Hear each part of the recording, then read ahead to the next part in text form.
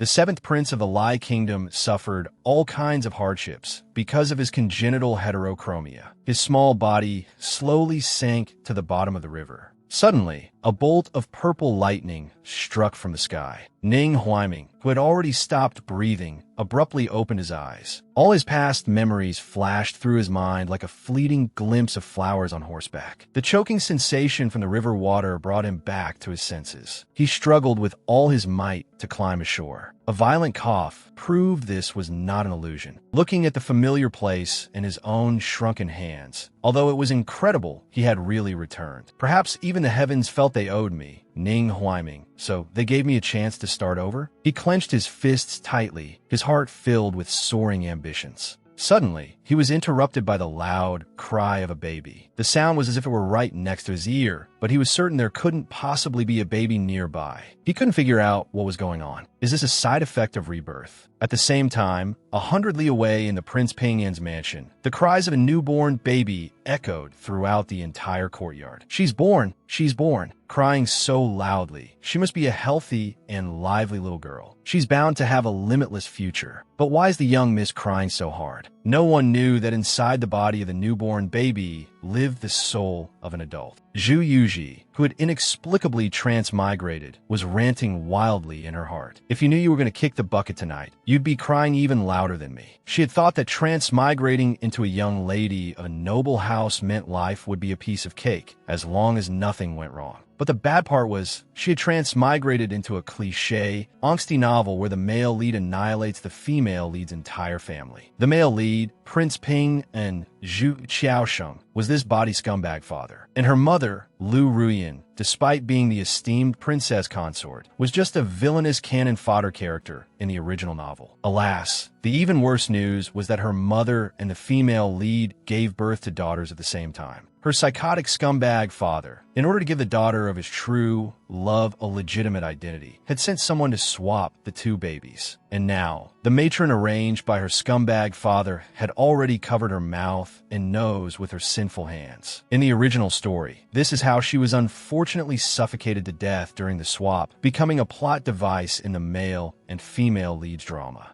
Although it was a disastrous start of epic proportions, with her adult mind, she immediately played dead to survive this deadly situation. Sure enough, seeing this, the matron really thought she had suffocated her. She placed her in the basket with relief. Anyway, the prince doesn't care for this child. I'll just find someone to dispose of the body later. As the matron turned to make preparations, Zhu Yuji, cursing under her breath, viciously pulled the fake young Mrs. hair, trying to make her cry out and attract her mother's people's attention. But the fake young Mrs. cries were too soft. Zhu Yuji then landed a hard punch on the fake young Mrs. face. This time, the crying gradually grew louder. She herself also let out a couple of wails. This time, she finally startled her mother, who had just given birth. Lu Rian hurriedly asked her personal maid what was wrong. Why did it seem like I heard my daughter's voice? The maid looked bewildered. Wang Fei, you must have misheard. How could a newborn baby talk? Suddenly, she clearly heard two babies crying from the next room. The head maid thought to herself, this is bad. Her own Wang Fei had only given birth to one.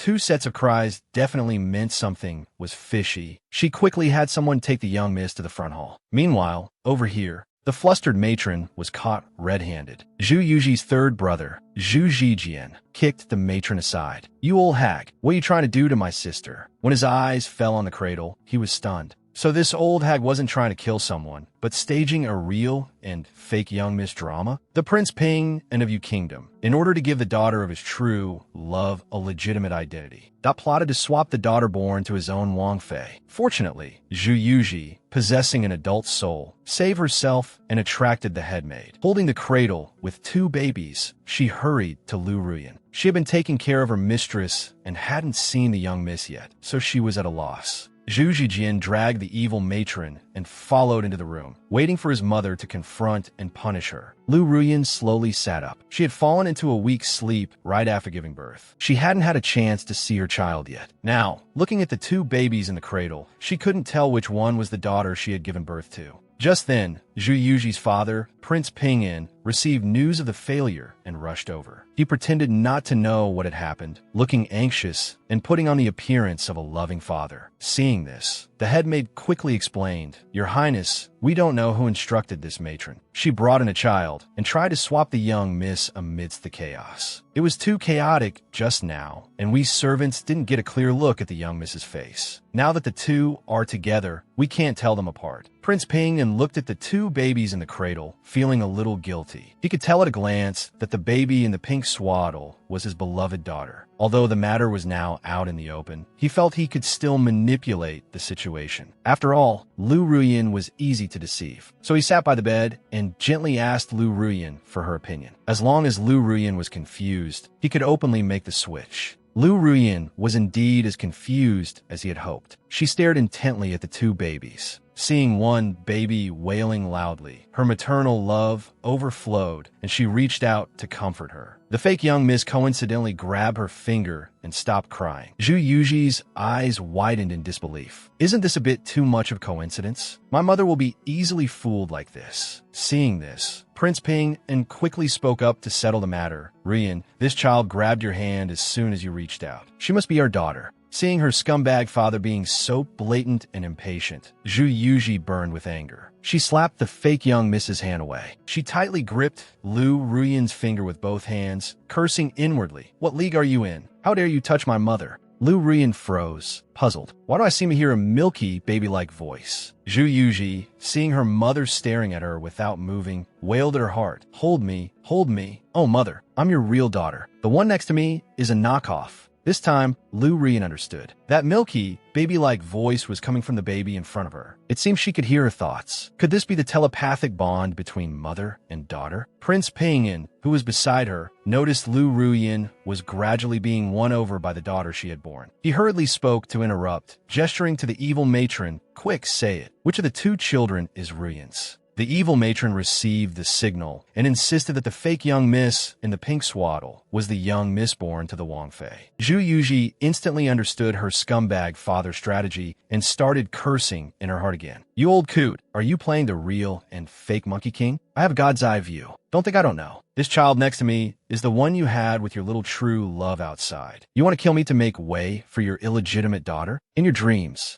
Lu Ruyan heard all these words in her heart. She suddenly looked up at Prince Pingyan and realized he couldn't seem to hear the baby's thoughts. She also thought to herself that her husband had always been simple and honest. How could he have someone outside? But Prince Pingyan seized the opportunity, directly picking up the fake young miss and holding her lovingly in his arms. "Daddy's good girl. You've suffered. Daddy will immediately take care of this wretch who bullied you." Saying this, he was about to order someone to throw Zhu Yuji out and dispose of her. Lu Ruyan shouted, "Husband, wait. We haven't gotten to the bottom of this. Acting so rashly would be improper." Her originally firm heart wavered because of Prince Pingyan's impatient act of claiming the child. "My husband's actions are indeed very suspicious." Zhu Zijian also spoke up in agreement. "Yes, father, mother is right. We don't know who instructed this old woman. We must force her to reveal who is behind this." The evil matron, having received Prince Pingyan's hint, immediately knelt down to beg for forgiveness. "Wangfei, Shitzi, it was I who was blinded by greed, seeing the wealth and splendor of the prince's mansion. I wanted my own granddaughter to live a good life. That's why I audaciously tried to swap the babies. It is all my fault." Zhu Yuji saw the person arranged by her scumbag father twisting the truth, speaking so plausibly. But she was just a newborn baby and couldn't expose their lies. "It seems I can't get past this hurdle of dying at birth. Oh well." She threw up her hands and gave up. "Isn't it just lying on a plank and getting reincarnated? Goodbye, mother." Lu Ruyan heard her thoughts and saw her resigned expression, feeling a sudden pang of pain. She turned to look at her husband. "Prince Pingyan, husband, this wicked servant is very cunning. What if she risks her life and insists that her granddaughter is the one I gave birth to? Wouldn't that let her succeed?" Seeing this, Prince Pingyan had no choice but to proceed to the next step. "Wife, you have a point. How about a blood paternity test?" Hearing her scumbag father's words, Zhu Yuji started cursing again. She really wanted to tell her mother that this was another of her scumbag father's schemes. Lu Ruyan saw her flailing her limbs as if trying to say something, but she couldn't hear her thoughts. After a moment of surprise, she had an epiphany. "Do I have to touch her to hear it?" She decisively reached out and touched her. Sure enough, as soon as she made contact, the incessant baby baby voice filled her ears. The blood paternity test can be faked. Scumbag dad must have added alum powder to the water. Then, in a moment, it will confirm a relationship between me and the old hag. Heavens, I'm begging you. I'm willing to trade my scumbag dad's lifespan for my mother to never be deceived by a scumbag in her entire life. If that's not enough, add his true love from the outside too. The information in this passage truly shocked Lu Ruyan. At this moment, Prince Ping had already ordered someone to bring a bowl of water. Wife, this wicked servant says the baby in the basket is her granddaughter. Why don't we test them? These words completely shattered the filter Lu Ruyan had for Prince Ping and in her heart. It's just as the baby said, my husband has deceived me. The gentleness around her receded. Zhu Yuji sneered in her heart. See, I told you so. This world is just one big empresses in the palace. Lu Ruyan heard the baby's thoughts. Coupled with Prince Ping and suggestion for the blood paternity test, it shattered the filter in her heart and made her believe that the baby's thoughts were true. The deep gentleness around her completely vanished. She responded calmly, let's do as my husband says. Then she secretly gave a look to her personal maid, signaling her to ruin the blood paternity test. The head maid had served Lu Ruyan since childhood. She understood her mistress's signal and nodded. Then, she deliberately tripped the evil matron. This caused the matron to take a hard fall, and in doing so, she ruined the doctored water. The evil matron's heart trembled. She didn't know what kind of bad luck she had run into today. She quickly explained that someone had pushed her. Lu Ruyan stared at her coldly. The person standing behind you just now was Lubi. Lubi is my person. She, more than anyone, hopes to find out who my child is. How could she possibly push you? Lubi, bring another bowl of water. We'll test again. Now, Prince Ping was getting a little restless. Suddenly, a gentle voice came from the doorway. Why get us so much trouble? Lu Ruyan and Prince Ping's eldest son, Zhu Jima, slowly walked in. He cupped his hands in greeting. Your son pays his respects to father and mother. I was listening outside for a moment. I believe the blood paternity test method is unreliable. Mother, do you remember that before you were pregnant with my sister, you accidentally fell into a frozen lake and contracted a cold illness? The doctor once asserted that the cold illness would also be passed on to the child in your womb. Lu Ruyan nodded. This method of identification was the most reliable and effective. Hearing this, Zhu Yuji had an epiphany. No wonder I've been feeling so drowsy and like I'm about to die since just now. I really want to drag that author out and beat them up. A disastrous start is one thing, but they also stacked a weak and sickly debuff on me, as if I wasn't dying fast enough. Prince Ping, holding his illegitimate daughter, felt his heart panic, but he guided the conversation with an extremely calm expression. Let's continue with the blood test. It will take a lot of time to summon a doctor now. But before he could finish, he was interrupted by his eldest son. Father, about that. I happen to bring a doctor back with me. Let him examine my sister. Prince Ping didn't expect his eldest son to be so well prepared, blocking his excuse. He silently shut his mouth, knowing that swapping his daughter today was impossible. He pondered how to protect his illegitimate daughter. The doctor came over, took one look, and exclaimed, "This is not good. The child has a high fever." These words were tantamount to a verdict. The baby before her was the daughter she had borne. Lu Ruyan no longer hesitated and picked up the child, her heart full of worry. Prince Ping, however, was as indifferent as an outsider. His cold demeanor, juxtaposed with Lu Ruyan's worried expression, was seen by Zhu Yuji. She forced herself to stay alert and smiled faintly, chanting in her heart, "Mother, don't panic. According to the laws of transmigration, I'm the protagonist now. I won't die." Lu Ruyan was warmed by her daughter's words, but also heartbroken by her husband's betrayal. Tears fell uncontrollably. "My daughter will definitely be fine." Prince Ping, seeing the situation was settled, handed the illegitimate daughter to a bribed maid. "Ruyan, you're right. Our daughter will definitely be fine. In my opinion, this wicked servant should be beaten to death, and then this bastard child should be thrown out." Lu Ruyan had already seen through her husband's act, shedding that layer of affection. She became as hard as iron. She declared loudly, "There's no need for that, husband. Men, take this bastard child and the wicked servant away and lock them up. Without my permission, no one is allowed to enter. If anything happens to my daughter, I will definitely find the person behind this and have them sliced into 1,000 pieces." Zhu Yuji waved her little hands and made a heart gesture at her mother. Mother is so cool. As expected, Prince Ping had a feeling that the Wang Fei was hinting at him. Guilt and unease intertwined within him. Zhu Jima noticed that the atmosphere between his father and mother was a bit strange. He wondered what was wrong with them.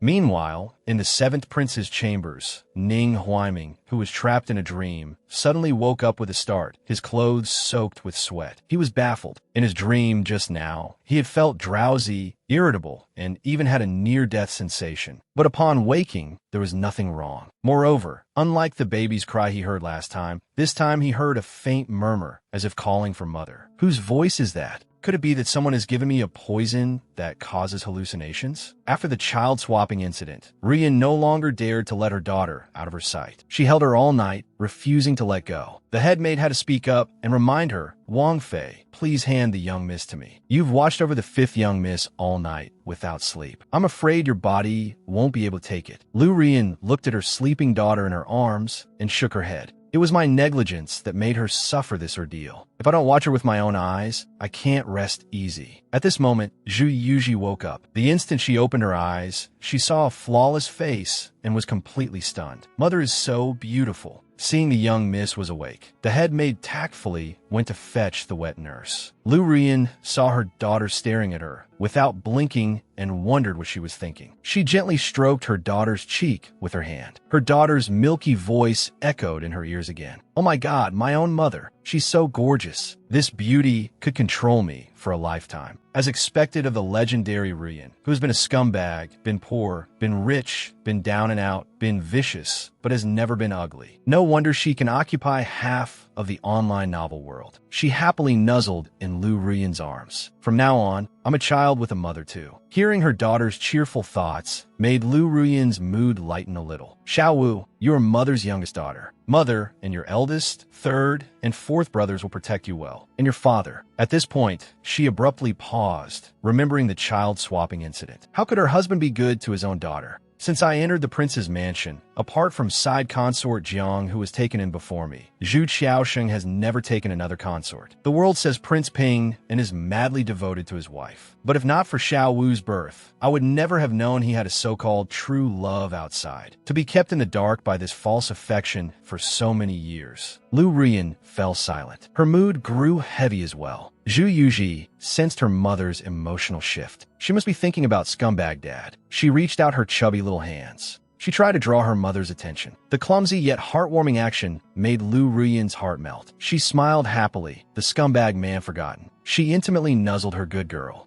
Zhu Yuji's heart also bloomed with joy. Although there's a sense of shame, like an old cow eating young grass, this feeling of being a treasure child with a mother is really great. Lu Rian heard her thoughts and felt her daughter was a bit starved for love. In that case, she would have to give her more affection. She planted a kiss on her daughter's chubby cheek. Zhu Yuji's face turned red. She screamed internally, "Mother's scent is so nice. Mother kissed me. Mother's lips are so soft. I like mother so much." Seeing this, Lu Rian laughed joyfully. "Is our little Xiao Wu shy? Xiao Wu is so cute." The mother and daughter played happily. As they were happily bonding, the eldest, Zhu Jima, walked in. "Mother, I came to see you and Xiao Wu. How is Xiao Wu?" He carefully looked at his little sister. Her eyes were clear and bright. The way she stared blankly back at him was so cute. She seemed to be fine. So he straightened up and looked solemnly at Lu Rian. "Mother, there is something I don't understand. You locked up that wicked servant and forbid anyone from visiting. You even forbade father from going. And last night, I saw your people take away the bowl from the blood paternity test. You suspect there was a problem with the water, don't you?"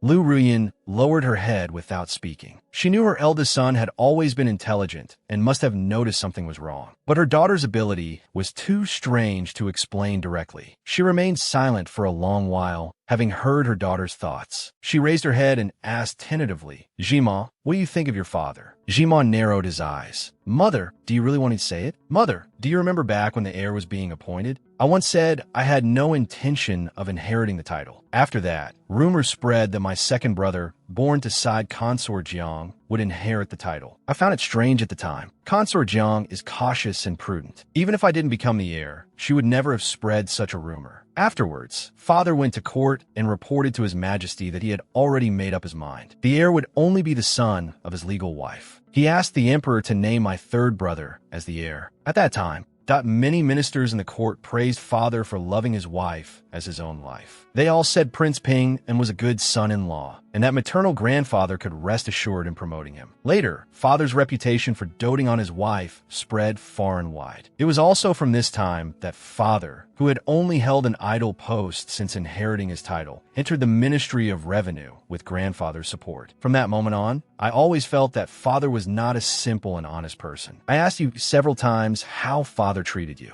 You should have some impression of that, right? Lu Rian thought back carefully, feeling an indescribable heartache. So Jima had reminded me so early on. It's a pity I was immersed in love, blind and deaf to it all. Zhu Yuji sensed her mother was about to break down again. She quickly reached out with both hands to cup her mother's face, not letting her sink into bad emotions. "Mother, scumbag dad isn't worth it," she babbled to get attention. The wise Zhu Jima immediately noticed his little sister was quite precocious and leaned over with a smile. "This little girl, Xiao Wu, seems quite clever. She even knows how to comfort people." He reached out and poked Zhu Yuji's cheek fondly. Zhu Yuji looked at her eldest brother's smiling eyes. She complained in her heart, no wonder they say people with narrow eyes are all monsters. He actually discovered scumbag dad was up to no good so early on. As expected of the smartest man in the whole book, and also the one who dies the earliest. Zhu Jima heard one exclamation after another in his ear, causing his body to stiffen noticeably. "What the hell? Is that my little sister talking?" The moment Jima touched his newborn little sister, Xiao Wu, he was astonished to discover that he could seemingly hear his sister's thoughts. Before he could show any reaction, his little sister's thoughts dropped a bombshell on him. Originally, Mother Lu Ruyin would soon die of illness. It was scumbag dad who killed mother to marry his true love. After eldest brother noticed something was wrong, he immediately began to investigate the cause of mother's death. Just then, the emperor issued a decree for him to go on a diplomatic mission to an enemy country for peace talks. However, on his way back, eldest brother was assassinated. After he returned, having barely escaped with his life, he completely turned to the dark side and became the 9,000-year-old eunuch by the emperor's side. In order to climb to the pinnacle of power, that he killed loyal ministers and framed good people, creating countless unjust cases. In the end, he met his demise by being dismembered by 5 horses. Recalling this, Zhu Yuji squeezed Zhu Jima's hand even tighter. She babbled while sighing in her heart, "Oh, brother, be a good person from now on. I'll be watching you." Lu Ruyin saw her eldest son's mouth twitch slightly, just like her own reaction when she first heard her daughter's thoughts. She guessed her son could hear them too and gave him a slight shake of her head. Thinking of her son's future fate of being dismembered by 5 horses, her eyes filled with terror and worry. Zhu Jima suppressed the shock in his heart and quickly began to analyze. This newborn little sister seems to be able to foresee the future. No wonder mother had such a sudden change. It's probably related to Xiao Wu's ability. I wonder if other people can hear it too. Zhu Jima planned to test his little sister's abnormality. This must not be known by anyone with ulterior motives. A loud announcement, "The prince has arrived." This made the mother and her 2 sons stiffen. This time, even if Zhu Jima didn't hear his little sister's thoughts, he could tell she was cursing just by looking at her face. Zhu Qiaoxing's voice arrived before he did. "Wife, I heard Xiao Wu is awake." Seeing the mother and son didn't respond, and their expressions were a little strange, he hurriedly went over, putting on the look of a loving father as he looked at Zhu Yuji. "I was so worried last night. The thought of Xiao Wu suffering such an ordeal kept me up all night. Let me hold her." He pushed aside his eldest son and reached out to hold Zhu Yuji. Lu Ruyin, afraid her daughter's secret would be exposed, was just about to say something to stop him. But Zhu Qiaosheng had already picked up the child. Lu Ruyan's heart pounded. If she tried to snatch her back by force, it might draw more attention to her. Suppressing her unease, she carefully observed Prince Ping An's reaction. Zhu Qiaosheng looked at Lu Ruyin, puzzled. "Wife, why are you so nervous?" Saying this, he used his hand to feel the child's forehead. Thankfully, the high fever has subsided. Otherwise, I would have had to go to the palace to find the head of the Imperial Medical Academy. He looked back at the daughter in his arms, who looked like she was resisting him. He found it a bit strange. Lu Ruyin and Zhu Jima both secretly breathed a sigh of relief. Thank goodness. It seems he didn't discover Xiao Wu's abnormality. Zhu Yuji didn't want to stay in her scumbag dad's arms for a second longer. She suddenly gave a wicked smile. Zhu Qiaoxing's face filled with astonishment. What's going on? I actually saw a sly look on a newborn baby's face. Just as he was feeling astonished, he suddenly felt a wetness on his hand. He looked at the child in his arms in disbelief. Is this P? Lu Rian, afraid he would subconsciously throw the child, quickly took her daughter back. You little rascal, why did you pee on your daddy? To maintain his image as a loving father, Zhu Qiaoxing forced a smile and said, this means Xiao Wu likes her daddy. This is my good fortune. Lu Rian heard her daughter's laughing thoughts. See, he even has to thank me, and tried hard to suppress her own laughter. After changing the baby, she didn't give Zhu Qiaoxing a single extra glance. Zhu Qiaoxing found it strange, but didn't dwell on it, instead paving the way for his next purpose. By the way, Rian, you still have to decide on Xiao Wu's name. Lu Rian looked up, her gaze distant. Have you forgotten, husband? When I was first pregnant with Xiao Wu, we discussed it. If it was a boy, he'd be named Qizhou, and if a girl, Yuji. Zhu Qiaoxing paused, then quickly tried to cover up his carelessness. I've been so busy with affairs recently, I actually forgot such an important matter. My memory is getting worse by the day. I deserve a beating. Zhu Yuji rolled her eyes at him and ranted in her heart. I think you're busy having a deeply angsty romance with Shen Yulan. You, with a bad memory? Shen Yulan had a fiancée before, and you've remembered that for nearly 10 years, bringing it up with her whenever you can. Anyone who didn't know better would think you were a devoted lover. Lu Rian heard her daughter's thoughts, which sounded so plausible. Her blackening value soared again. A plan had already formed in her mind. She hid the darkness in her eyes and put on a look of tender affection. Husband, work is endless. Your health is what's most important. Zhu Yuji thought Lu Rian had been fooled by Zhu Qiaoxing and kicked her legs anxiously. My dear naive mother, please open your eyes. The only time a scumbag is honest is when he's hanging on a wall. Don't be fooled by a scumbag again. Zhu Qiaoxing took Lu Rian's hand and poured out his feelings. Rian, as long as it's for you, for our family, I don't feel any hardship. As long as you understand me. No matter how hard it is, it's worth it. Just then, a maid rushed over. Wang Fei, it's bad. The small house in the mansion's backyard is on fire.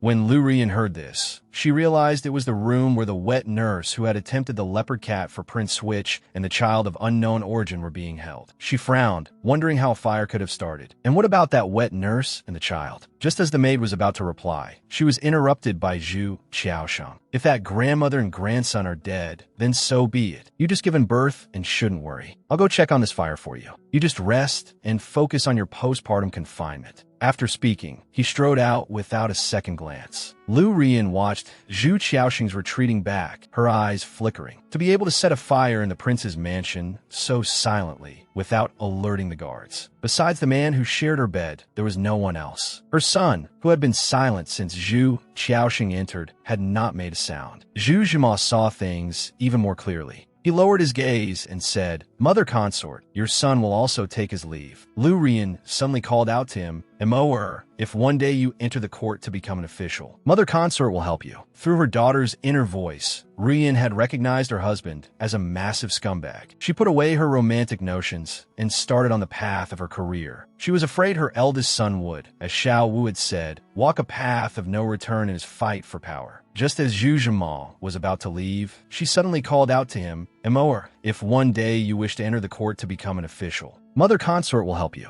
She thought that her own hands could get dirty, but she hoped her children's hands could remain clean. Zhu Zhimal paused for a moment, then understood what his mother was worried about. He also made a serious declaration. Mother Consort, rest assured, if one day your son must stand in a high position, it will only be because there is someone who must be killed that I cannot kill otherwise. As for now, your son does not wish to be a villain. He took his leave again. Lu Rian silently vowed, when you need it, Mother Consort will certainly give her all to help you, and will not let you walk this path with hardship. Once only mother and daughter were left in the room, the head maid entered. She reported in a low voice. Just as the Wang Fei predicted, a problem was indeed found with the water used for the blood paternity test last night. Also, this servant just secretly went to take a look. That wet nurse was burned to death, but the child has vanished without a trace. This news made Lu Rian's eyes redden, but it also cleared her mind. Since you are unjust, do not blame me for being unrighteous. While changing Zhu Yuji's clothes, the head maid asked apprehensively, does Wang Fei need to send people to investigate the child's whereabouts? For a moment, Lu Rian's face was grim, But when her gaze met Zhu Yuji's clear eyes, the grimness instantly vanished. She smiled very gently. No need. In the end, she is just like Xiao Wu. Why should the sins of the parents lead to complete annihilation? Hearing her mother's words, Fu Yuji's eyes filled with admiration. She smiled joyfully, completely oblivious to the determination in Lu Ruyan's eyes when she looked up. Look at this magnanimity. What vicious female side character. I declare my mom is the embodiment of truth, goodness, and beauty. Hearing her daughter praise her in her heart, Lu Ruyan felt a little guilty. She handed the child to the headmaid. Take Xiao Wu down for a nap. While her daughter's gaze was not on her, she whispered, cut the weeds and pull out the roots to prevent any future trouble. The headmaid understood. The master did not want the young miss to witness the darkness. She gave an imperceptible nod. On the other side, Zhu Jimao and his trusted guard went to the woodshed. The fire had already been brought under control. He coolly instructed his confidant, have people watch all the exits of the mansion. If you see anyone leaving, be sure to follow them. The confidant reminded him in a low voice, the Wang Fei may not want you to get involved. Zhu Jimao replied, if the threat is not eliminated, I fear it will cause disaster later. I must be ruthless. Do not, under any circumstances, tell Mother Consort about this matter. After discussing business, he suddenly smiled slyly at his confidant. By the way, do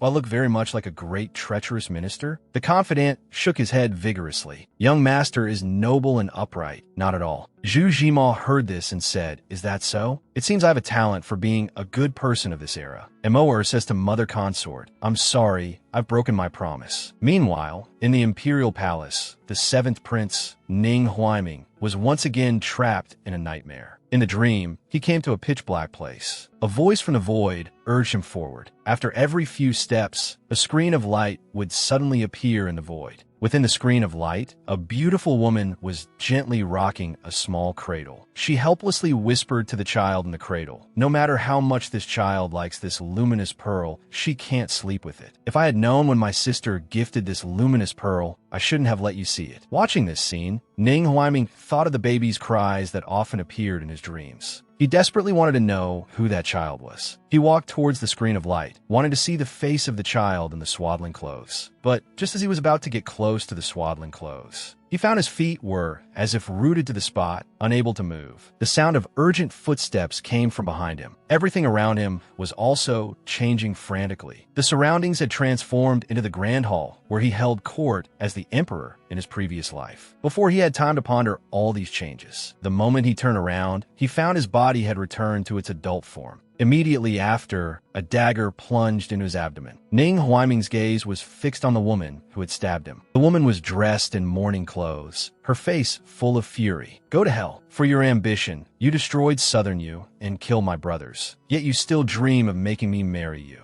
Go to hell and pay for my brothers' lives. Ning Huaiming said nothing. He found all of this absurdly strange. He didn't even know this woman. However, the woman's next words made Ning Huaiming's eyes widen. You think you can control everything just because you were reborn? You schemed so much, but the one thing you didn't account for was my appearance, right? Ning Huaiming couldn't hear the rest of her words clearly, because due to excessive blood loss, his consciousness was slowly fading. He gripped the dagger in his abdomen and shoved the woman, making her stumble back several steps. He saw the dagger stuck in his own abdomen, looking incredulous, because he was very familiar with this dagger. It was his mother's heirloom. Since Ning Huaiming's rebirth, besides frequently hearing a baby's cries, he was also constantly plagued by nightmares. This time, he dreamt that after he grew up, he was stabbed in the abdomen by a woman with a dagger, and it was his own mother's heirloom. It was so bizarre that he woke up abruptly. He subconsciously touched his abdomen and found it perfectly intact, letting out a huge sigh of relief. Thank goodness, it was just a nightmare. He picked up the dagger from beside his pillow and took it out. The warmth coming from the dagger's hilt startled him. Was it really just a dream? Or did it truly foretell something? He had never believed in ghosts or gods before, but all the signs after his rebirth that were overturning his perception of reality. Just as he was in shock, his personal eunuch walked in. Your Highness, Master Minji has returned. His Majesty heard that the master has returned from his travels and summoned him to the palace early. Ning Huaiming looked up. Perhaps he would find answers after seeing the master. He had the eunuch help him change his clothes. At the same time, on the other side, a sleeping Zhu Yuji sneezed, and then she woke up. Seeing this, Lu Rian thought her daughter was sick again. She worriedly tucked the small blanket around her. My sweet daughter, why did you sneeze? Did you catch a cold? Zhu Yuji met Lu Ruyan's worried face and came to her senses. She complained in her heart, phew,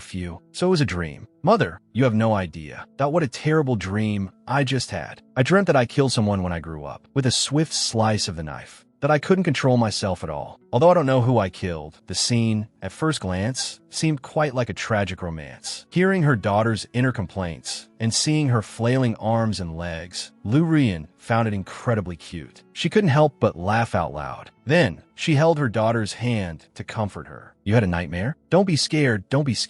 Dreams are fake. My daughter is so cute. As expected of my child. At this moment in the Northern Ein Imperial Palace, Master Minji, holding his staff, was walking step by step towards the palace gate when he saw Ning Huaiming, who had been waiting there for a while. Minji returned the Buddhist greeting, Ba. Your Seventh Highness is waiting for this humble monk here. Could it be that you are in trouble? Ning Huaiming was delighted. Indeed, nothing can be hidden from a master. He organized his words. Master, I've been constantly dreaming of a girl. In the dream, she did some things that I find incomprehensible. Master, do you think this dream is a sign? Minji replied, Your Highness, all the myriad causes in the world are part of a cycle of cause and effect. The cause and calamity of a past life become the fruit of this life. The reason dreams can be signs is because, in the unseen, fate is already set. When Ning Huaiming heard Minji's words, the cause and calamity of a past life become the fruit of this life, his heart suddenly clenched. He stared at Minji without blinking. Fate is already set? Does that mean my future will be just like in a dream? I will personally hand a knife to a woman and even let her kill me? Ning Huaiming withdrew his gaze and bowed. Many thanks for the master's guidance. Unfortunately, I don't believe in fate. The moment he turned, his face held a ruthlessness that didn't match his tender features. He gripped the dagger hanging at his waist. What fate? It's just the cowardly words of those who sit and wait for death. This time, I will be the one holding the knife. I finally have a chance to start over. Anyone who stands in my way must die. He recalled everything that happened in the dream. In the dream, he had grown into an adult. Could that woman be the grown-up version of a baby? He remembered that when the woman in the dream berated him, she said he had destroyed her home. This means the woman is from Southern Yu, and she's related to the Southern Yu royal family. According to his memories from his past life, Southern Yu and Northern Ein are currently in peace talks over border issues. Perhaps he could use the peace talks to take a trip to Southern Yu. A month passed in a flash. After Lu Ruyan finished her postpartum confinement, the prince's mansion held a full moon banquet for Zhu Yuji. The scene could only be described as magnificent. Congratulations, Your Highness, Wang Fei. The fifth young miss is already 1 month old so quickly. Look at these eyes and this nose. She looks exactly like the Wang Fei. Zhu Yuji, nestled in Lu Ruyan's arms, was not in high spirits. She just found the polite chatter in her ears annoying, and it seemed like she had forgotten something important, but she just couldn't remember what. Suddenly, a loud announcement came. Her Majesty the Empress has arrived. Everyone immediately knelt. With the Empress's presence at the full moon banquet, the atmosphere became even more lively. The Empress, Lu Ruqiang, came before Lu Ruyan and said with a smile, You may all rise. Today is my niece's full moon celebration. Everyone, there's no need to be overly formal. Xiao Wu, that is Zhu Yuji, was struck by her beauty the moment she looked up. In the next second, her lost memories returned. Her heart sank. Empress Lu Ruqiang, my dear aunt, I knew I forgot something. It turns out I forgot about my own aunt's life or death matter. Oh my God, my auntie is going to die soon. At the full moon banquet, Zhu Yuji saw the Empress, her aunt, and only then did she remember the important matter she had forgotten. Empress Lu Ruqiang is the vicious white moonlight in the first book of a tragic romance trilogy. The Lu family is a major IP factory specializing in producing vicious female side characters. Not only is she the male lead's childhood white moonlight, but she's also the squad leader for forced abortions in the Imperial Palace. To solidify the crown prince's position, she fed infertility soup to no small number of palace concubines. And the despicable male lead of the first book, Shun Hung, falls in love with the female lead who serves as Lu Ruqiang's substitute. After Shun Hung becomes emperor, he suspects Lu Ruqiang of secretly harming his beloved. In the end, this vicious white moonlight Annie dies amidst the male lead Shun Hang's chasing wife to the crematorium arc. Zhu Yuji reviewed the plot and looked at the gentle Annie before her. She complained silently. How could such a beautiful auntie be vicious? The author must have gotten it wrong. Lu Ruqiang was amused by Zhu Yuji's ever-changing expressions. She reached out and poked her cheek dotingly. Look at her, with a little red mole between her brows. She really looks like an acolyte from beside a bodhisattva. Zhu Yuji also liked her fragrant and beautiful Annie. She held onto her hand and acted cute, snuggling against it. With this contact, her inner voice leaked out directly. Hello, my nation toppling, fish sinking, swan falling, extraordinary Annie. The smile on Lu Ruqiang's face instantly froze. What's going on? Did I just hear Xiao Wu speak? That shouldn't be possible. How can a 1-month-old baby talk? However, in the next moment, a warm, soft voice sounded in her mind again. My beautiful Annie is actually going to die soon. That dead scumbag Shen Heng, is his brain fried? It was clearly him who insisted on finding Yin Yu to be my Annie's substitute. Now that Yin Yu, this substitute, is about to die, he's fallen in love with her. Fine, love her if you want. You two can play your chasing wife to the crematorium game. You do the chasing, but my Annie is the one in the crematorium. A psycho that even a gold mine couldn't dig up, and I had to run into one. This is truly something that can be tolerated by some, but not by me. I won't allow my wonderful Annie to be ruined by you people. The furious Zhu Yuji had no idea what a huge shock her inner voice had given Lu Ruqiang, who stood frozen in place as if struck by lightning. Xiao Wu said, Shen Heng wants to kill me. But if Xiao Wu is just talking nonsense, how would she know about Yin Yu? The Yin Yu that Xiao Wu mentioned seems to be that noble lady living in the remote palace. It's that woman who looks very much like me. Shen Heng once said that he only found Yin Yu to alleviate his longing for me, and that he had no feelings for her. The thought that her husband, who had supported her for so many years, wanted to kill her, finally made Lu Ruqiang's eyes redden. Although she was sad, she felt more resentment towards the man who shared her bed. Back then, for the sake of his position, she had sacrificed so much. But during the time she was sacrificing for him, he had an affair with another woman, and now he wants to kill her for that woman. When Lu Rian saw that Lu Ruqiang's expression was off, a guess formed in her mind. My sister probably also heard our daughter's inner voice. She immediately reached out and nudged her. Sister, what's wrong with you? Lu Ruqiang came back to her senses and forced a smile. It's nothing. We sisters haven't seen each other in a long time. I'd like to have a good long talk with you tonight. Hearing this, Lu Ruyan immediately agreed. Younger sister will be delighted. Lu Ruqiang turned and instructed her personal maid, Hongzhu, you, take my token back to the palace and ask for a favor from His Majesty. Just say that I wish to stay overnight at the Namping Prince's mansion tonight. At this moment, Lu Ruqiang, just like Lu Rian before her, had given up on true love and was ready to deal with the scumbag. It was time to remind the emperor of the vows he once made. It doesn't matter if a man has a wandering heart. Just pluck one out and it'll be fine. Zhu Yuji's surprise was very obvious. What's going on? To make sure she could stay tonight, I had my throat all ready to go.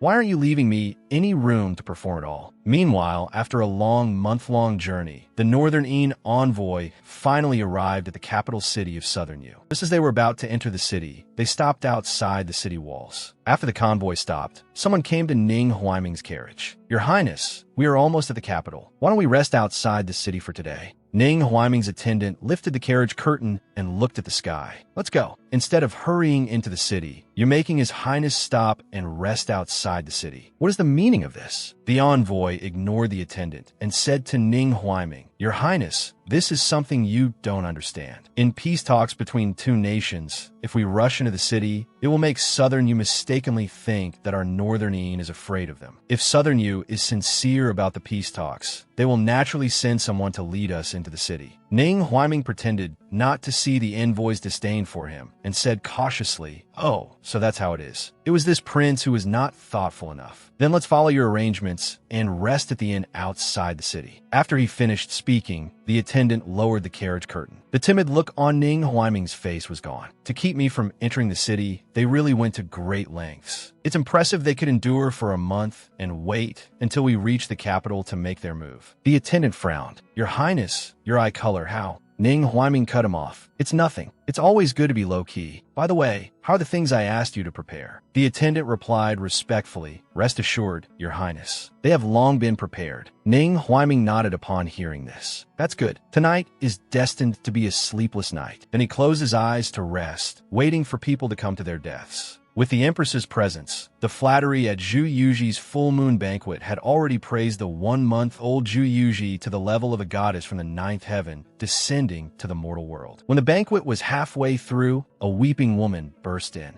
She begged Her Majesty the Empress to seek justice for her. The lively atmosphere suddenly paused, filled with gazes of gossip and schadenfreude. The Empress looked and saw that the person below was none other than the new top scholar's sister. She frowned and asked what happened. The top scholar's sister hung her head, stammering and finding it hard to speak. Zhu Yuji suddenly remembered her full moon banquet and her third brother's downfall. Lu Rian heard her daughter's inner voice and also grew tense. The unknowing Zhu Yuji quickly recalled the plot. Because her third brother became the Shitsi early on, he was taken by their scumbag father to be taught. As a result, the scumbag father deliberately raised him to be useless. The grown-up third brother indulged in eating, drinking, womanizing, and gambling. But because of the scumbag father's cover-up, their mother never found out. And the reason the third brother became like this all started on the day of the full moon banquet. On this day, the third brother behaved frivolously and offended the new top scholar's sister. As a result, the mother and the Empress aunt thought the young lady was making false accusations. Not only was she not given justice, but she was also reprimanded in front of everyone. Unable to bear the humiliation, the young lady went home that night and committed suicide. From then on, the new top scholar held a grudge against the Zhu family. In the end, he framed the third brother for sleeping with the emperor's concubine, and the emperor had his hands and feet cut off. Lu Rian gasped after hearing this. This son of hers, as the Shitsi, should have been highly regarded. But now, because of her negligence, he had been deliberately raised to be useless. She was so angry she could beat her chest and stomp her feet. Her blackening value shot up. The scholar's sister's suppressed sobs brought her back to her senses. This subject, although I have been wrong, that I really don't know how to begin. Thinking of her son's fate, Lu Rian knew that she absolutely could not offend this young lady tonight. She immediately ordered the maid beside her to fetch the third son. Then she walked down and personally helped the scholar's sister up. I understand the young lady's grievance. Would you be willing to accompany Her Majesty the Empress and me to the adjacent hall for a private talk? The scholar's sister heard this and nodded cautiously. In the adjacent side hall, the third son ran over excitedly. Mother consort, you called for me. Before he could even get close, Lu Ruyan splashed a face full of tea on him, which sobered him up by more than half. At such a young age, you're already uneducated and dissolute in your behavior. Look at the fine mess you've made. Only then did Zhu Zijian see the girl behind his mother. He was unconcerned and even felt wronged. Mother consort, I just pulled on her clothes a little. Is it that serious? Seeing this, Zhu Yuji was indignant in her heart. Of course it's serious. Mother, quickly seize him and hang him up for a beating. If you don't beat him now, you'll only be able to stomp on his grave later. Seeing that her son was still unrepentant, Lu Rian had a maid kick the back of his knees, forcing him to kneel before the scholar's sister. Then she turned to the scholar's sister. I apologize. It was my failure to discipline him that caused you this grievance. Today, however you wish to punish him, is all up to you. The scholar's sister never expected the Wang Fei to apologize to her and was very flattered. Zhu Zijian roared unwillingly. Mother consort, how can you do this to me? I am a Shitsi of the mansion. The Empress suddenly spoke up. Is that so? Then, I wonder if I, the Empress, have the authority to discipline you? Men, the Shitsi shows no respect for his elders. Drag him out and give him 20 heavy strokes with the plank. Zhu Yuji shouted in her heart. Good beating. If he's not beaten now, he'll cause trouble sooner or later. Empress Annie and Mother are truly amazing. The scholar's sister saw that Zhu Zijian was really being held down by the guards for a beating, and that both the Empress and the Wang Fei were on her side. The anger in her heart dissipated. Lu Rian then said, Tomorrow, I will bring this wicked son to your door to apologize. What do you think of this arrangement? The scholar's sister bowed deeply. I never expected Her Majesty the Empress and the Wang Fei to be so reasonable and to uphold justice for this subject. As for the Shitsi's mistake, this subject will not pursue it further. This subject takes her leave. The matter with the scholar's family was over, but the matter with her third son was not. Lu Ruyan was determined to reform him. A maid took Zhu Yuji back to rest. Zhu Yuji struggled, not wanting to go. She still wanted to stay and watch the drama. But alas, no one was willing to let her stay. As soon as Zhu Yuji was far away, Lu Ruyan put on the authority of the head of the household and ordered men, investigate everyone around the Shitsi. Anyone found to have enticed the Shitsi into a life of pleasure, once confirmed, will be beaten to death. Lu Ruyan learned from her daughter's inner voice that her son was being deliberately corrupted. She began a major cleanup of the people around her son and had the head made take Zhu Yuji back to rest. As they passed through the garden, Zhu Yuji looked at the bright, round moon and sighed. In the blink of an eye, it's been a while since I transmigrated into this novel. I wonder if I can ever go back. Although I finally get to be a child with a mother, it's hard not to miss the cell phones and computers of the modern era.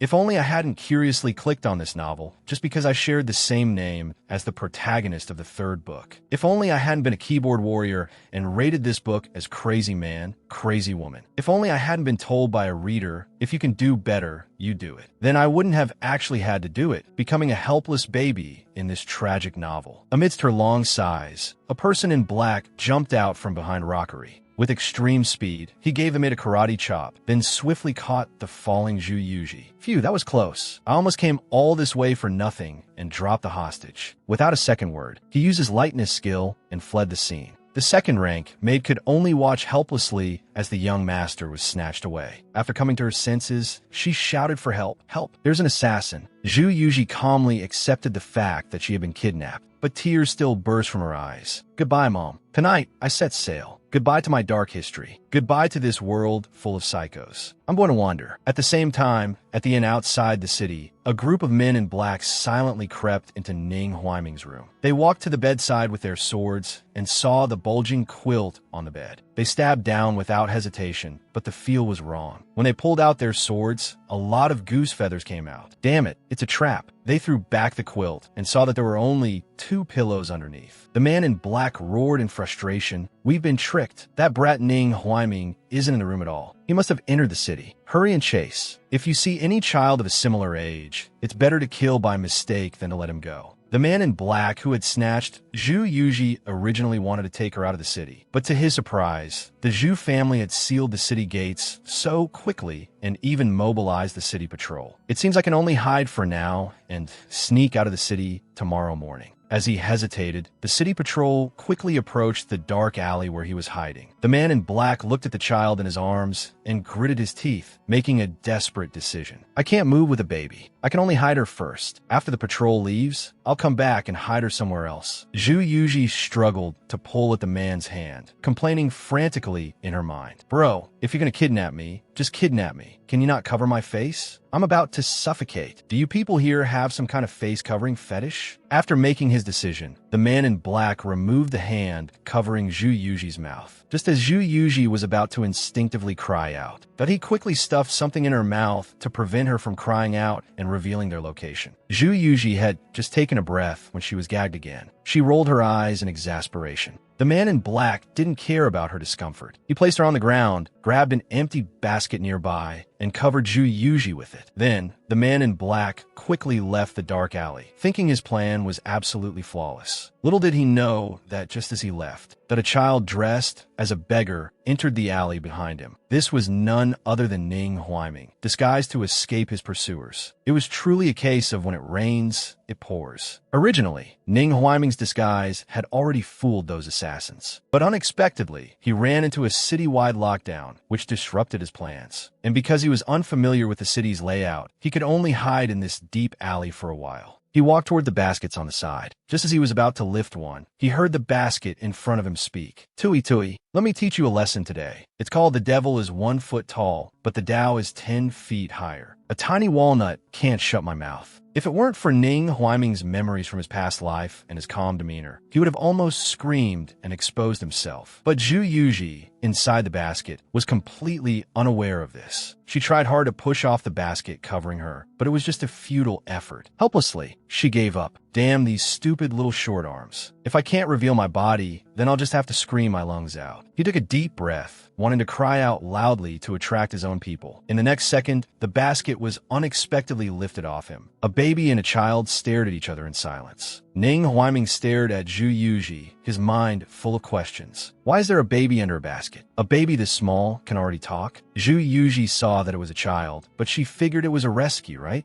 Suddenly, the sound of messy footsteps came from around the corner. Ning Huaiming's heart tightened. The assassins must be chasing him again. He no longer had time to study the baby in front of him. He immediately picked up Zhu Yuji and put the basket back down over them. Zhu Yuji was dumbfounded. What the heck? So you're not here to save me. You're here to steal my spot. The footsteps gradually stopped in front of the basket where the two were hiding. Ning Huaiming also grew nervous, afraid that the baby in his arms would suddenly make a sound and expose him. He reached out and covered Zhu Yuji's mouth. Then Zhu Yuji heard someone whispering, "Big brother, you seem a bit presumptuous. It's one thing if you don't save me, but what's the deal with crouching in here? And even covering my mouth? So annoying. Why is it always covering my mouth?" In the darkness, Ning Huaiming's body stiffened. I've clearly covered this child's mouth. How could she still speak? Besides, a child this age can't even talk yet. A moment later, he was certain this was the baby's inner voice. But how could he hear her inner voice? In the current situation, he had no time to dwell on it, because the people chasing him outside were talking. "Big brother,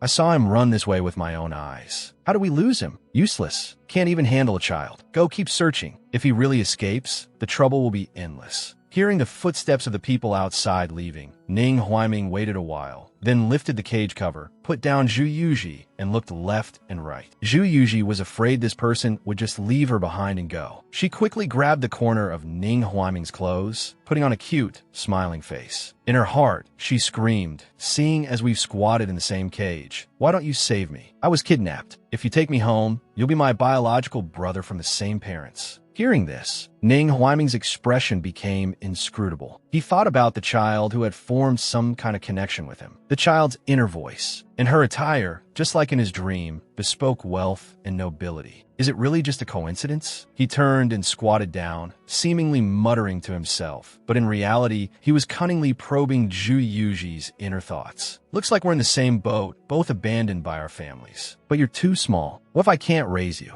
Zhu Yuji, unaware she had been exposed, was moved to tears. I have a luminous pearl bigger than my fist. If I grit my teeth, it's not impossible. Hearing this, Ning Huaiming felt even more strongly that she was like the child from his dream, who seemed to adore luminous pearls. Could the one he was looking for be this child, right in front of him? Could it really be such a coincidence? And what's with this special ability to hear another's inner voice? Perhaps I can use this inner voice to find the answers that have long perplexed me. He had a harmless smile on his face, but his voice grew deeper. I don't know where your home is. How about I just leave you at the entrance of the government office? When Zhu Yuji heard this, her tears were instantly held back. Her shattered heart was instantly mended. She wanted to kowtow to the kind young man before her. You truly are a soft-hearted god. Thank you. My living bodhisattva. Just as Ning Huaiming bent down and picked her up, thought the arrogant voice of the man in black came from behind. Good kid. I knew we didn't look in the wrong place. You really are here. The two of them looked over in unison. Zhu Yuji clung tightly to Ning Huaiming, her mind racing. They even know to come back. Their normal IQ is a little scary. Ning Huaiming, evading his pursuers, had run into the kidnapped Zhu Yuji. He discovered he could hear this baby's inner voice, and that this baby also matched the child from his many dreams. The main purpose of his trip was to find the child from his dreams. He intended to keep the child by his side, to judge her through her inner voice. Just as he was about to leave with the child in his arms, the pursuing men in black found them. This fight was inevitable. He looked at Zhu Yuji and whispered, "Can you hold your breath? If you can understand me, nod your head. If you can't, that you'll just have to pass out in a bit." Zhu Yuji, completely unguarded, nodded subconsciously, totally forgetting that a normal child at this age cannot understand human speech. She was still responding frantically in her mind. Yes, yes, yes. It's just holding my breath, right? I'm the best at playing dead. I've dodged everything by playing dead from the very beginning. My record is verifiable. Ning Huaiming bounced Zhu Yuji in his hands and smiled. So you really can understand. When I count to 3, hold your breath. Only then did Zhu Yuji realize. She quickly covered her mouth. Oh no, I've been exposed. How could you trick me like that? Ning Huaiming was now certain. This child was extraordinary. He tossed her up into the air, Then he shouted 3. With his other hand, he threw several smoke bombs from his robes. White smoke instantly filled the entire alley. Using the cover of the smoke, he caught Zhu Yuji and slipped smoothly out of the encirclement. Before passing out, Zhu Yuji cursed Ning Huaiming in her heart. Heartbreak, true heartbreak, is never loud and boisterous. I've never in my life seen someone so unconventional. Ning Huaiming's smoke bombs not only bought him time to escape, but also attracted the patrolling soldiers. This was how he finally shook off the men in black. He found a safe hiding place. After an unknown amount of time, Zhu Yuji slowly woke up. Wow, so cold. Did I have a nightmare about this baby being kidnapped? She opened her eyes to see an empty, messy room. She was lying on the young man who had tricked her, so it wasn't a dream. But looking at this pursued little big brother, his eyes were tightly shut, his face was pale, and he looked lifeless. She let out a sharp scream in her mind. Little big brother is dead. She flailed her limbs, trying to get off the corpse, but she was only a month old, willing but weak. Frustrated, she burst into loud wails. Stirred by her movements, Ning Huaiming painfully and slowly woke up, forcing out a few words. Don't move. Zhu Yuji's movements paused. She looked back at him. So you're not dead, little big brother. Then why didn't you make a sound? You nearly scare me to death. Huh?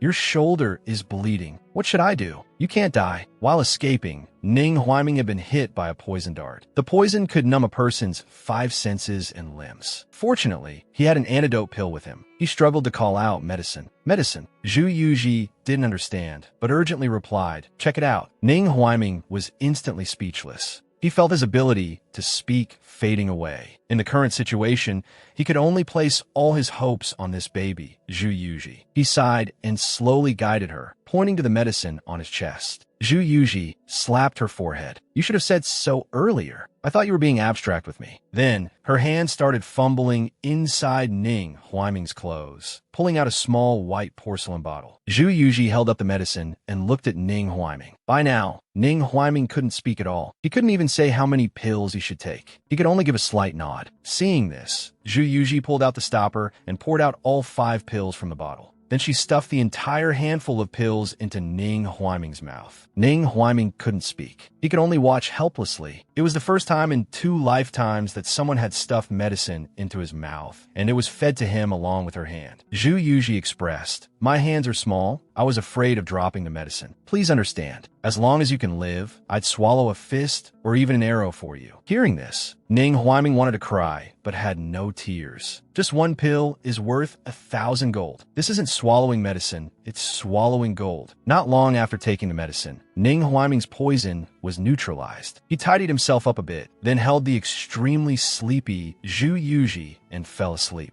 Looking at Zhu Yuji, curled up in a ball on his chest, his dark eyes glinted dangerously. The constant stream of inner thoughts he heard when holding her seemed to not match up. This girl was quirky and strange. The woman in his dream who plunged a dagger into his chest had a face full of sorrow. Their personalities were worlds apart. How could they be the same person? His hand unconsciously rose and poked Zhu Yuji's plump cheeks. His first thought was, it feels quite soft. Zhu Yuji woke up and stared at him speechlessly. Why are you poking me? Even though Ning Huaiming was reborn, he was still just a young man. Looking at the baby sleeping on his chest, thought her chubby and adorable appearance. His hand unconsciously rose and poked Zhu Yuji's cheek. His first thought was, it feels quite warm. Zhu Yuji opened her eyes, looked up, and their eyes met. What are you doing to me? Under Zhu Yuji's shocked and condemning gaze, Ning Huaiming quickly withdrew his hand and averted his gaze. He thought to himself, so it wasn't a hallucination. Such a fantastical thing actually exists in this world. I can actually hear another person's inner voice by touching someone. This child is strange through and through. Logically, it's better to kill by mistake than to let one go. But this child had indirectly saved his life. His faint sense of compassion was stirred after all. Forget it, I'll just let her fend for herself here. That could be considered the extent of my benevolence. Thinking this, he slowly got up. Seeing this, Zhu Yuji was greatly shocked. Little big brother, you're all better? Then hurry up and take me with you. She even stretched out her hands for a hug. However, Ning Huaiming just left her where she was, stood up, and walked out. Her whole world fell apart. No, brother,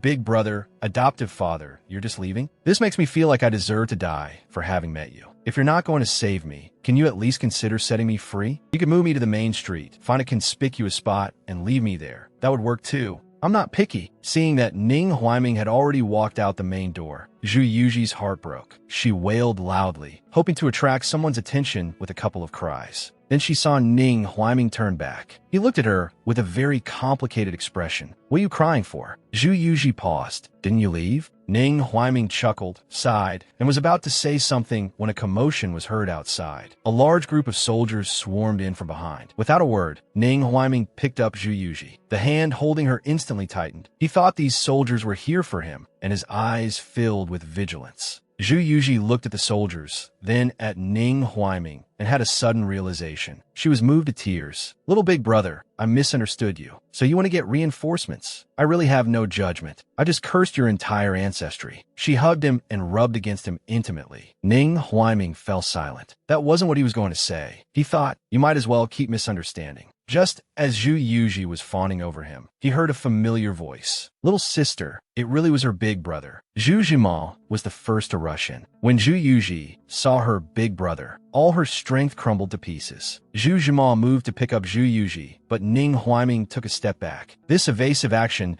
made Zhu Jimal's expression darken. Who are you? Why is my little sister with you? Zhu Yuji, afraid of a misunderstanding between the two, quickly explained to Ning Huaiming, little big brother. Thought that's really my big brother. Give me back to him. Don't you two have any misunderstandings? After hearing this, Ning Huaiming proactively handed the child over. I am Ning Qi, from a family that runs an escort agency. My apologies, someone tried to snatch the child earlier, so I thought you also had ill intentions. Zhu Jima heard his little sister's inner voice and narrowed his eyes. He felt a bit more admiration for Ning Huaiming. After all, for such a young man to be able to save little Five from vicious kidnappers, he must not be simple. Young Master Ning saved my little sister. Such a great kindness is hard to repay. However, young Master Ning, you run an escort agency business. Why have you fallen to such a state alone? Ning Huaiming didn't expect Zhu Jima to be so perceptive. He then pretended to be hesitant, as if it were difficult to speak. Back home, my stepmother wants to seize power, so I have no choice but to hide everywhere. Hearing this, Zhu Yuji pitied him. Poor little big brother. What is this? The ancient version of Snow White and the Seven Dwarfs? When Lu Ruyan received the news and rushed over, she saw Zhu Yuji being held in Zhu Jima's arms. Without a word, she took the child from her eldest son's hands, crying a river of tears. Mother's little Five. Thank goodness you're all right. Who on earth took you? She completely failed to notice that ever since she appeared, Ning Huaiming's gaze had never left her. Lu Ruyan's face overlapped with the beautiful woman from his dream. Ning Huaiming's gaze then fell upon Zhu Yuji. So that dream was real. So it really is her. This child is the woman who kills me in the dream. The sword hanging in his heart finally fell. What he regretted was that, because of that ridiculous compassion, he had protected his own executioner. Back in her mother's arms, Zhu Yuji could no longer hold back her tears, pouring out her grievances in her heart. Mother, I've returned from my wandering. It's all thanks to little big brother this time. He's practically my life-saving brother. Listening to her daughter's tearful account, Lu Ruyan's mood gradually calmed. She looked at Ning Huaiming. It was this young master who saved my daughter, wasn't it? Great kindness needs no words. If you don't mind, young master, you can stay at our humble residence for a while. Because of Lu Ruyan's appearance, which overlapped with the image from his dream, that he was now certain the baby before him was the person who would kill him in the future. He was already regretting being moved by that ridiculous compassion. Now, he could just go with the flow. How could Zhu Yuji know that the little big brother was secretly regretting not having killed her earlier? Thinking he was overwhelmed by the sudden good fortune, she waved her big eyes and urged, don't hesitate. Hurry up and agree, little big brother. Ning Huaiming's gaze fell on Zhu Yuji, who was smiling at him. Then he smiled, nodded, and agreed.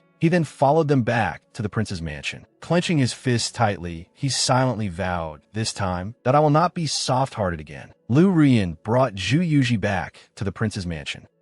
And unexpectedly saw someone who had been gone for a long time, Zhu Qiaosheng. He had originally intended to gloss over his young daughter's kidnapping, but the rest of his words, when he saw Zhu Yuji in Lu Ruyan's arms. Zhu Qiaosheng quickly reacted and switched to doting father mode. I rushed back without stopping the moment I heard something happen to little Five. It's a good thing little Five is all right. Have those audacious kidnappers been caught? If they have, I will make them wish they were dead. Zhu Yuji, almost the instant Zhu Qiaosheng finished speaking, retorted in her heart, that old geezer is still pretending. Then, Then, with teary eyes, she accused him to Lu Ruyan. Mother, the real culprit who kidnapped me is him. Based on my experience watching Conan, there's only one truth. He failed to replace me before, so he thought he'd try again. I just didn't expect to be back so quickly. It seems the old geezer hasn't received news from the kidnappers yet. Old geezer, you should be glad I can't talk. Otherwise, I'd definitely trick you into thinking the kidnappers were caught, making you lose sleep at night. Lu Rian had long since awakened from her love-struck days after hearing her daughter's inner voice for the first time, which confirmed her husband was keeping a mistress. All that remained was frantic revenge. She held Zhu Yuji, her face as gentle as ever. The kidnappers got away, but it seems they left behind some evidence before they fled. Before Lu Ruyan could finish, Zhu Xiaoxing hastily interrupted. What evidence? Zhu Yuji laughed inwardly. The old geezer is getting anxious. He's anxious. Ning Huaiming stood behind Lu Ruyan, seeing everyone's expressions clearly. He curled his lips with great interest. The Prince of Nanping seems very reluctant to have his daughter found, and the Princess of Nanping, despite clearly sensing this, still forces herself to play the part of a loving couple with him. A father with ulterior motives. A mother who is perceptive but holds her tongue. A brother with his own schemes. A daughter who seems not too bright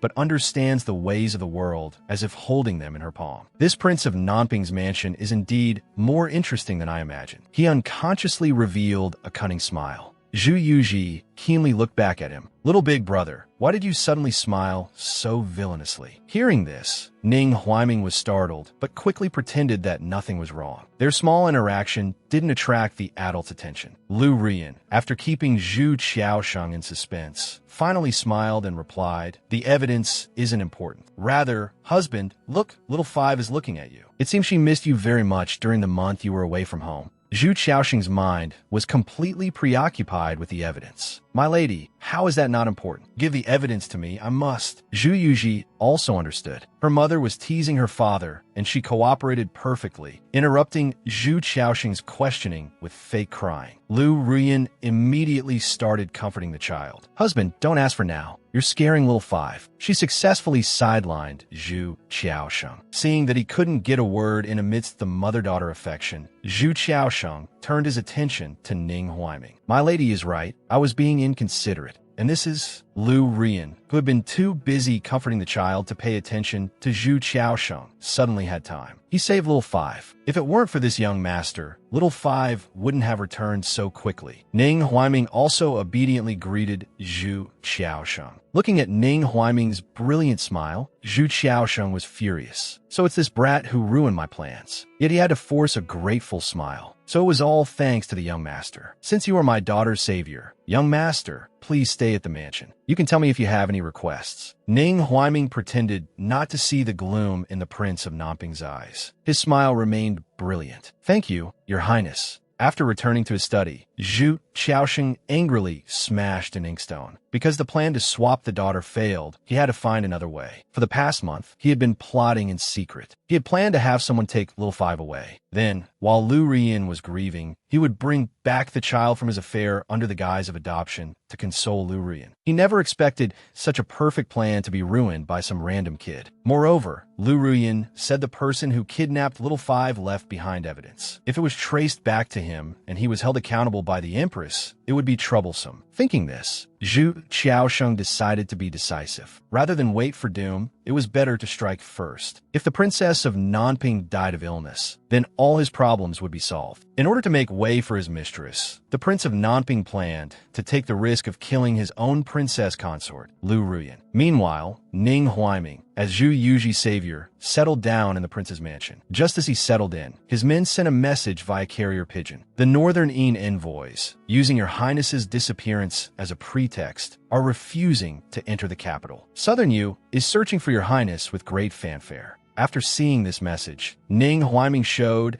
an as expected expression. Northern Een wants to use my death to launch an attack on Southern Yu. That's why after I came to Southern Yu with the Northern Een envoys, those people made a move on me to prevent me from entering the Southern Yu capital. In my previous life, Northern Een used the death of an envoy as a pretext to attack Southern Yu. In this life, it seems they think that compared to the death of an envoy, the death of a prince would more easily incite public anger and break the peace treaty. Now that I've infiltrated Southern Yu ahead of time and entered the capital, Northern Yin can only use my disappearance to delay entering the city. To clear its name, Southern Yu will of course search for me with great fanfare. They want the peace treaty to fall apart, but I won't let them have their way. Just then, a maidservant called to him from outside his room. Young Master Ning, the princess consort requests your presence. Ning Huaiming walked out and followed the maidservant to Lu Ruyan's Yanyu Pavilion. Young Master Ning, please wait a moment. The princess consort will be out shortly. Ning Huaiming noted. I wonder for what matter Her Highness the princess consort has summoned me. He inadvertently caught a glimpse of Zhu Yuji climbing, seemingly searching for something. Just as Zhu Yuji was about to slip and fall, Ning Huaiming's body reacted faster than his mind. He flashed over and caught her. Zhu Yuji looked up, saw Ning Huaiming, and grinned. Little big brother, you're here. My mother is inside picking out clothes for you. Just wait a moment. Then, desperately suppressing her reluctance, she handed a large luminous pearl to Ning Huaiming with a pained expression. Here, you take this. It's for you. As she pushed it over, she deliberately turned her face to the side, not letting Ning Huaiming see the heavy sorrow in her eyes.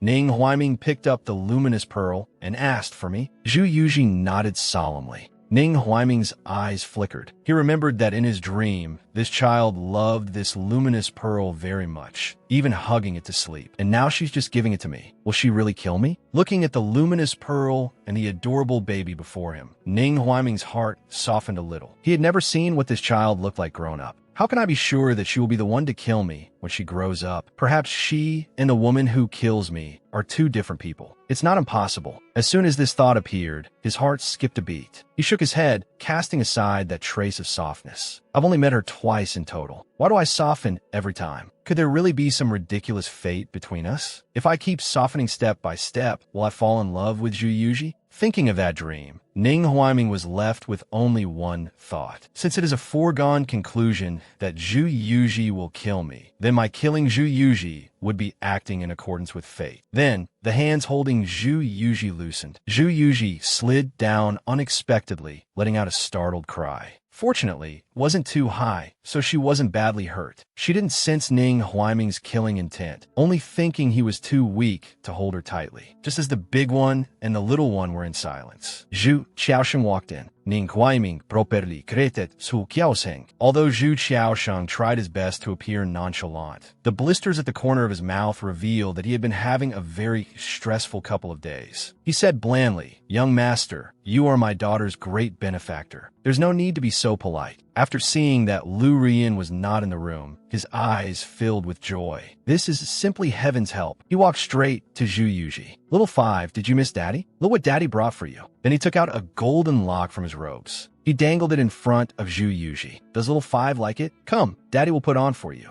Zhu Yuji looked at the golden lock about to be placed on her and smiled eerily. She suddenly swung her fist and knocked the golden lock away. Then, with her small, toothless mouth, she bit her scumbag father's hand, cursing wildly in her heart. Old geezer. Don't think I don't know this golden lock is poisoned. You want to trigger my cold constitution. You want to use one golden lock to take both my mothers and my life, right? Naive scumbag. How dare you try to plot in front of me, who is a god's eye view? Although Zhu Qiaosheng didn't feel any pain, he still flung his arm away in disgust, not at all worried about his daughter getting hurt. At the critical moment, it was again Ning Huaiming who caught the falling Zhu Yuji, preventing her from getting injured. Zhu Qiaosheng retreated 2 steps in disgust. The way he looked at Zhu Yuji was as if he were looking at a monster. This child can avoid my schemes every single time. How uncanny. He suddenly remembered the fortune teller's words from before. The daughter the princess consort just gave birth to for you has an extraordinary background. You must be very careful. Comparing this with recent events, he increasingly felt that this daughter was born to oppose him. Thinking this, the killing intent in his eyes inadvertently leaked out, and he became even more desperate to kill this mother and daughter pair. Ning Huaiming, on the surface, pretended not to notice the undercurrents between the father and daughter. But inwardly, he was extremely shocked. How did Zhu Yuji know this golden lock was poisoned? What is a god's eye view? Could it be that she can predict the future? If so, she would also have foreseen my intention to kill her. Zhu Qiaosheng, this scumbag father, wanted to poison his daughter while Lu Ruyan was away, but failed once again. She was so small and couldn't speak, yet she could avoid the threat every time. It made him feel that something was uncannily wrong. Ning Huaiming witnessed the entire event and couldn't help but guess that Zhu Yuji might be able to predict the future. He concealed the urgency in his heart to deal with Zhu Yuji. Just as the father and daughter were in a silent standoff, Lu Ruyan walked out from the inner room. Zhu Qiaosheng immediately turned and left without a word. Seeing this, Lu Ruyan's gaze darkened. She roughly guessed that her husband had been trying to harm their daughter behind her back again. It seems I also need to speed up my actions. Then, she concealed all her emotions. She smiled and walked towards Ning Huaiming. Young Master Ning, I have already ordered people to rush the making of your new clothes. These few sets belong to my fourth son. Your build is similar to his, and he happens to be away from home, so I brought a few for you. Before the new clothes are sent over. Ning Huaiming coldly interrupted Lu Ruyan's show of goodwill toward him. That won't be necessary. Thank you, Princess Consort. He also returned the luminous pearl that Zhu Yuji had stuffed into his hands, making the excuse that it did not suit his status. He gave the Zhu Yuji in his arms to Lu Ruyan and took his leave. He felt that since his and Zhu Yuji's ending was bound to be bad, but then all this goodwill was just a burden to him. Lu Ruyan's face was full of confusion. The polite and reasonable child from a moment ago was now keeping everyone at arm's length. She looked at Zhu Yuji. What happened? Zhu Yuji also looked bewildered. I don't know. Could it be that he thought the pearl wasn't big enough? Ning Huaiming left Yinyu Pavilion. On his way back, he was stopped by Zhu Yuji's older brother, Zhu Jima. Your Highness, the seventh prince. Right now, Southern Yu is searching everywhere for the seventh prince of Northern Yin. Are you sure you want to hide in the Prince of Nanping's mansion and not show your face? They're going crazy looking for you outside. Seeing this, Ning Huaiming showed no panic at his identity being exposed. Instead, he retorted with undiminished presence. You recognized me long ago? Why didn't you expose me? Zhu Jima smiled faintly. Your Highness, save my sister. It is only right and proper that the Prince of Nanping's mansion repays this kindness. Ning Huaiming responded expressionlessly, Young Master Zhu, you are too kind. Rest assured, when the time is right, I will leave on my own. Zhu Jima gave Ning Huaiming a bow. Both were intelligent people and knew very well what was best for the other. Back in his own room, Ning Huaiming thought about the scene with him and Zhu Yuji, his eyes filled with undisguised killing intent. Early the next morning, he took out his hidden poison, planning to use it to test if Zhu Yuji truly possessed the ability to predict the future. This medicine was nominally a tonic. Even if crushed and examined, no poison could be detected. However, all the medicinal ingredients were mutually reinforcing and counteracting. A tonic could also kill without a trace. If Zhu Yuji can really predict the future, then she will be able to sense it, and I won't be able to deal with her with such ordinary means. If she can't, that would be the best result. After preparing, he asked the serving maid, is the princess consort in Yinyu Pavilion? He learned that the princess consort had entered the palace today. Heaven sent opportunity. He was delighted. He pretended not to know and went to Yinyu Pavilion. The maidservant attending to Zhu Yuji saw him and hurried to greet him. Young Master Ning, are you looking for the princess consort? The princess consort has gone out. Ning Huaiming played dumb and smiled. Apologies, I forgot. Then I'll come back when the princess consort returns. Goodbye. Zhu Yuji, who was playing on the bed, saw Ning Huaiming and her face lit up with joy. She quickly babbled and called out to him, Little big brother. Seeing Zhu Yuji so happy, the maid invited Ning Huaiming to join them. Ning Huaiming smiled. It would be rude to refuse. After sitting down next to Zhu Yuji, his gaze fell on the milk pot on the table. Taking advantage of the moment, Zhu Yuji asked him to open the box in front of them. His hand passed over the milk pot, and he added a poison known as a tonic. The substance was colorless and odorless. After drinking it, one wouldn't die immediately. At first, the person would seem perfectly normal, full of energy. But one day, several months later, they would simply not wake up. After doing this, he picked up the box. What? Are you giving me something again?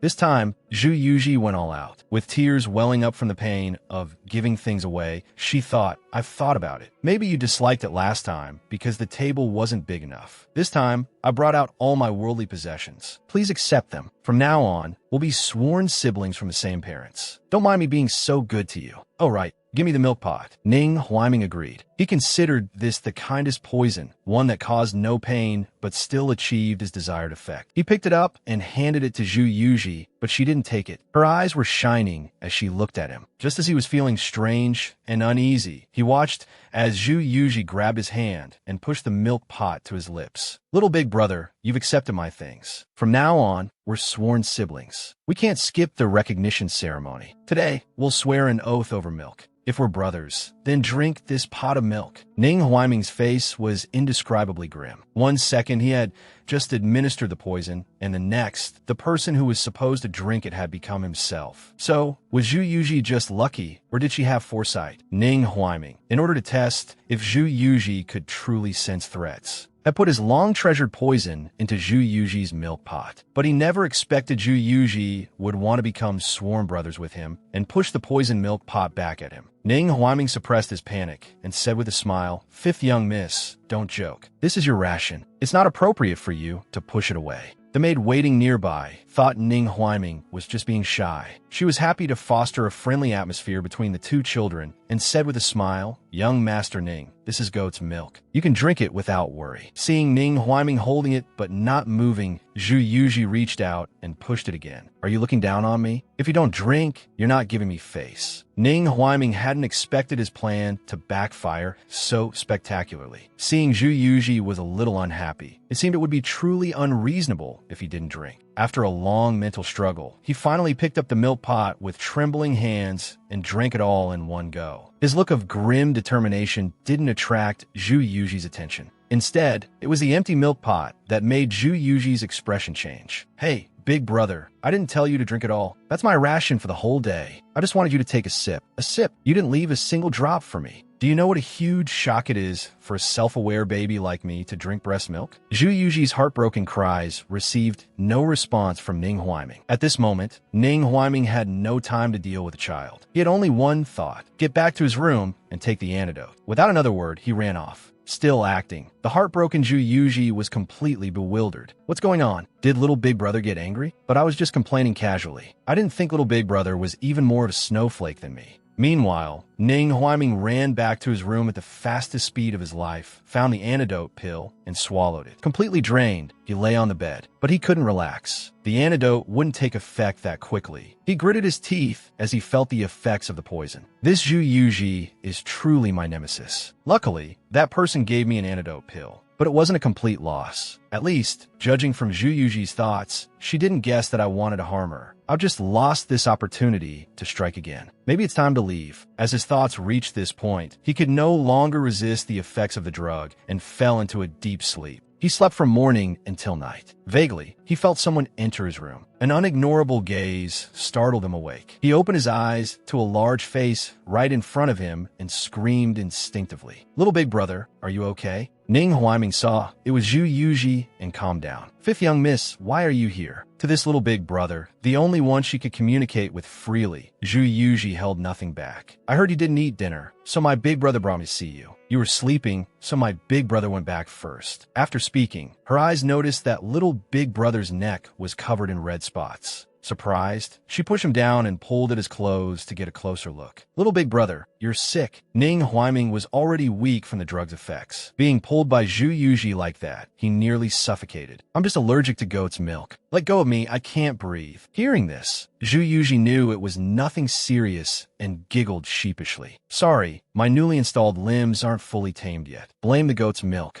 It made you have an allergic reaction? That's outrageous." Ning Huaiming felt more and more that Zhu Yuji was his nemesis. He had no energy to deal with her right now, so he pretended to be asleep. Seeing this, the chattering Zhu Yuji did indeed quiet down. It's great to be young. You can fall asleep in an instant. With no one to talk to, she casually lay down next to Ning Huaiming. "Little big brother, given our relationship, if you can't bring yourself to forgive me, then just force yourself to forgive me." After saying this, she really fell asleep. Ning Huaiming, who was pretending to be asleep, sensed that the person beside him had fallen asleep. He slowly opened his eyes and looked helplessly at the sleeping Zhu Yuji. Who's the one who can fall asleep in an instant? She's small but surprisingly strong. For a moment there, I thought I saw my great-grandmother. This kid is really one of a kind. Before he could think further, his cheek was hit by an unconscious punch from the sleeping Zhu Yuji. The small fist actually left a red mark on his face. After the pain subsided, he quickly got out of bed. Looking at the sleeping Zhu Yuji, his eyes flickered. There were only the two of them here. If he just smothered her with a quilt, wouldn't this nemesis, this variable, be eliminated? The two little figures in his mind were constantly fighting. Just as he reached for the bedsheet, Zhu Zhima appeared silently behind him. In the middle of the night, does the seventh prince want to admire the courtyard with me? To ensure no accidents and to cut off that dream premonition, Ning Huaiming looked at the sleeping Zhu Yuji. He really wanted to take advantage of the fact that no one was around to smother her with a quilt. Facing such a small baby, he hesitated for a moment. Just as he was about to act, Zhu Zhima appeared silently behind him. In the middle of the night, does the seventh prince want to admire the moon with me? His plan interrupted. Ning Huaiming had to give up this perfect opportunity. It was also no longer suitable for him to stay in the prince's mansion. And because he had the soul of an adult, he responded without missing a beat. Young Master Zhu, what a fine mood you're in. Unfortunately, my men have been waiting outside the mansion for 2 days. Let's save it for another time. Farewell. After seeing him off, Zhu Zhima looked at his soundly sleeping little sister, feeling quite helpless. From his angle, he had only thought Ning Huaiming wanted to cover his sister with a quilt. But with their respective identities, such a relationship, he didn't know if it was a good thing. He gently tapped her nose. Little sister, you've attracted big trouble. The next day, when Lu Rian learned that Ning Huaiming had left overnight, she couldn't help but worry. Why did he leave in such a hurry? Zhu Zhima sighed. I suppose he had urgent family matters and couldn't wait. I don't know how to tell little five. The two walked into the room and saw Zhu Yuji enthusiastically greeting them. Lu Ruyan was instantly healed by the sight. After cuddling and acting cute with her daughter, Zhu Yuji asked her question. Wait, mother, didn't I go to keep little big brother company last night? How did I get back? Where's my little big brother? Zhu Zhima and the others could now hear Zhu Yuji's thoughts without touching her. Hearing her question, he answered cautiously, Little five, I have some bad news for you. Ning Qi has departed. Hearing this, Zhu Yuji froze for a moment, then reacted. What? She wailed in her mind. Little big brother is dead? He was fine last night. Why did he die so suddenly? Oh, little big brother, I'm so sorry. You died so tragically. Zhu Zhima's ears were nearly deafened. He quickly interrupted to explain, Little five, don't cry, don't cry. I said he departed, as in he left, not died. The one who's about to die is his father. The seventh prince went back to fight for his inheritance, to prevent it from falling into the hands of his wicked stepmother. Zhu Yuji thought,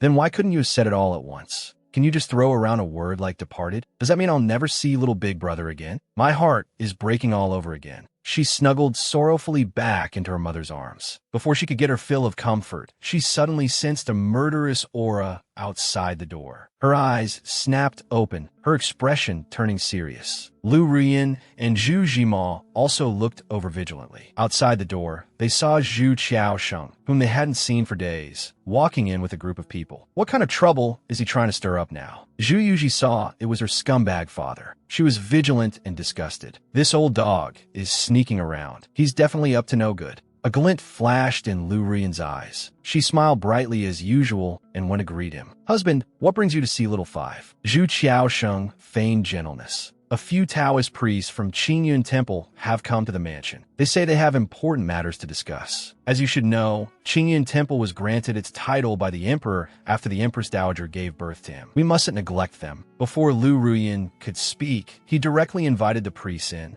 Lu Ruyan had a bad feeling. Suppressing her complex thoughts, she looked at the priests. May I ask what brings you esteemed masters here? Zhu Yuji, on the other hand, began to analyze the situation based on her years of experience watching dramas and reading novels. This kind of situation, where some random priests or monks suddenly show up, is usually a setup by a villain to frame the protagonist. But this setup doesn't look like Mother brought them here to frame Scumbag Dad. One of the priests cupped his hands. Your Highness, the princess consort. A month ago, my master discovered a star of calamity. We have been tracking its descent and have traced it here. Hearing this, Lu Ruyan understood their scheme. How vicious. Born a month ago? Wouldn't that be little five, who just had her 1-month celebration? Everyone looked at Zhu Yuji. Zhu Yuji blinked and also reacted. Are they talking about me? Lu Ruyan was amused by her daughter's cute expression. She responded silently, Yes, my silly girl, they're here for you. Zhu Qiaosheng pretended to scold them, but was actually guiding the priest to confirm his claims. How could my daughter be a star of calamity? Master, you must have made a mistake. The priest went along with it. Your Highness, the star of calamity is good at hiding. I was unable to divine its specific identity. However, I observed the celestial phenomena last night, and calculated that the star of calamity will reveal itself and cause trouble at the Z hour tonight. Tonight, I will set up a formation and perform a ritual. By then, the identity of the star of calamity will be known. Lu Ruyan immediately interrupted. This is improper. Your Highness, how can you be sure what they're saying is true? Zhu Qiaosheng placated her with a hypocritical expression. My lady, don't panic. It is precisely for this reason that we must confirm the identity of the star of calamity. I am doing this for little Five's own good. Zhu Yuji suddenly remembered some plot points and started wailing in her mind. Mother, your precious daughter is about to die again. I just remembered this old dog commits treason later on. He becomes a Northern Yin spy in Southern Yu. To hasten the decline of Southern Yu, he found some priests to spread rumors that the Southern Yu imperial family's mandate has ended. The evidence proves he fabricated the rumors, which is a capital offense. After hearing her daughter's thoughts, Lu Ruyan was shaken. She originally thought he was just keeping a mistress, treating her like a fool, and leeching off her to strengthen himself. I never thought he would also commit treason. The matter instantly escalated from a family affair to a national one. Her previous plans for revenge and counterattacks, that would have to be changed. Her expression shifted as she collected her thoughts. If your Highness insists, then I have no choice but to agree. I will go and rest first. Your Highness, please make yourself at home. She then carried Zhu Yuji back to her room to prepare. Meanwhile, the news that Zhu Qiaosheng had found some priests to come to the mansion also reached Ning Huaiming, who had resumed his identity. Even a vicious tiger doesn't eat its cubs. He's treating Zhu Yuji as a disposable pawn. The secret guard assigned by Ning Huaiming to secretly observe Zhu Yuji asked, Your Highness, should we send someone to intervene? Ning Huaiming snorted coldly. Why intervene? I wish someone would get rid of this major threat for me. Go do something for me. I'm going to add some fuel to this fire. Her father, in order to get rid of his own daughter, insisted on finding priests to frame her with the title of Star of Calamity, so he could have a legitimate reason to eliminate her. Lu Rian and Zhu Jimo returned to their room with Zhu Yuji, pondering how to get through the crisis at the Z hour tonight. Zhu Jimo had checked the city entry records. The priests in the mansion had indeed entered the city with identity documents from Qingyan Temple. Qingyan Temple was too far from the capital. It was too late for them to find someone to verify the priests' identities now. Hearing this, Lu Ruyan's already cold heart frosted over again. Zhu Qiaosheng's move was truly vicious. If Little Five was confirmed as the Star of Calamity, even if she wasn't killed, she would be sent away. The mother and son were very worried. Zhu Zhima suddenly thought of his little sister's special ability. Mother, why haven't we heard anything from Little Five? The two turned their heads to the bed at the same time. They saw Zhu Yuji frowning, looking deep in thought. No wonder she was so quiet. She was also thinking of countermeasure. Both were very curious about Little Five's thoughts. With great rapport, they reached out and touched Zhu Yuji's head to listen to her thoughts without obstruction. Damn old dog. He's determined not to let me go. Main quest tonight, survive past the Z hour. Side quest, face slap the enemy. No system and no cheats. Looks like I can only rely on my character and my intelligence. Let's see, how do they create these rumors? I think they use a special potion to write words on the ground in advance. After the potion dries, they chant and dance around, then burn a paper talisman. When the burning talisman touches the potion, the fire will follow the path of the potion, and the pre-written words will appear. In that case, don't blame me. I'll give you a big surprise first, Chun Sheng and Wu Guang style. I'll show you what a master of public opinion is. Lu Ruyan and Zhu Zhima heard her angry inner voice and thought, wow, it seems Little Five has a plan. The two tacitly agreed not to let Zhu Yuji know they could hear her thoughts. So, Zhu Jima summarized their plan. Mother, to prevent those priests from truly targeting Little Five, why don't we strike first and say Little Five is a divine maiden? Also, I found out that those priests are father found, that have a type of chemical that ignites on contact with fire. They plan to set a trap for Little Five. After hearing this, Zhu Yuji's eyes shone with admiration. I can't believe Big Brother found out so quickly. It's almost like someone gave him spoilers. Lu Ruyan was laughing her head off internally. My silly daughter, someone did give him spoilers. On the surface, she tried hard to suppress her laughter and replied to her son, in that case, we can turn their own trick against them. They want a Star of Calamity? What does that have to do with my daughter being a divine maiden?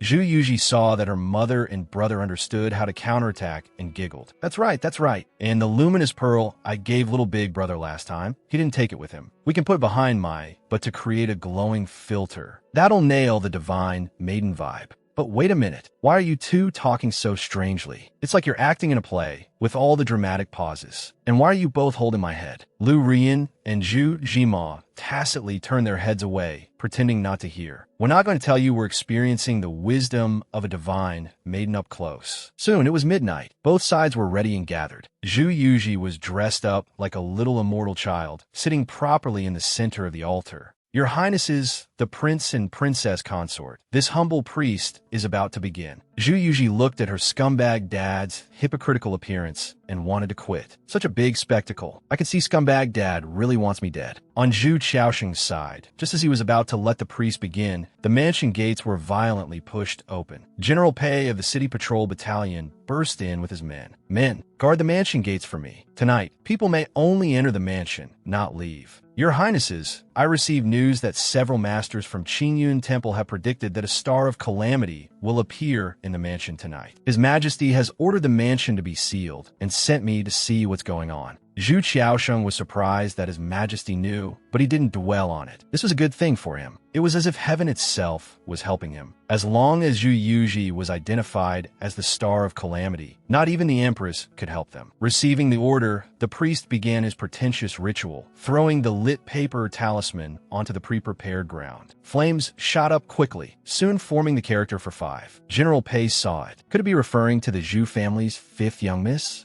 The 5th young miss is the Star of Calamity. For a moment, everyone was in a panic. Zhu Yuji looked speechlessly at the superstitious crowd. If you read more books, you wouldn't be so easily fooled. Zhu Qiaosheng deliberately grabbed General Pei, putting on the act of a loving father. General Pei, there must be some mistake. My little 5 is not a Star of Calamity. General Pei simply said, Your Highness, you'd better say that to His Majesty. He then threw the man to the ground and was about to order his men to take Zhu Yuji away. Zhu Qiaosheng, who had been thrown to the ground, had a triumphant smile on his lips. But his satisfaction didn't last long. He heard someone shout, Look, the fire hasn't stopped. New words are appearing. Below the large character for 5, the words Divine Maiden descends, Calamity Star falls appeared. Seeing this, everyone understood. The 5th young miss wasn't a Star of Calamity at all. She was a Divine Maiden. Everyone looked at Zhu Yuji on the platform with surprise and awe. The luminous pearl placed behind her also played its greatest role. Its soft glow further confirmed that this was a Divine Maiden appearing in reality. Lu Rian smiled. The scumbag's plot had failed. Instead, he had pushed the daughter he wanted to kill into the position of a Divine Maiden. He must be about to cough up blood from anger now. Great. When Zhu Yuji was framed as a Star of Calamity by her scumbag dad's hired priests, her mother Lu Ruyin turned the tables, turning her from Star of Calamity into a Divine Maiden. The scumbag dad had schemed for so long, only to pave the way for someone else. He seethed internally. This daughter was truly his nemesis. Under the glow of the luminous pearl, Zhu Yuji appeared even more divine. Everyone present was completely convinced of her status as a divine maiden who had descended to the mortal world. Ignoring her scumbag dad's murderous glare, she then raised her chubby little hand and pointed at him. While everyone was wondering what this meant, they saw Zhu Qiaosheng's clothes suddenly catch fire. This scared Zhu Qiaosheng out of his princely demeanor. He paled and frantically patted at his clothes. The events of the night had repeatedly gone beyond his plans. Zhu Qiaosheng was not in a good state. In fact, his clothes had inexplicably caught fire because Lu Ruyin had sprinkled phosphorus powder on him when he wasn't looking.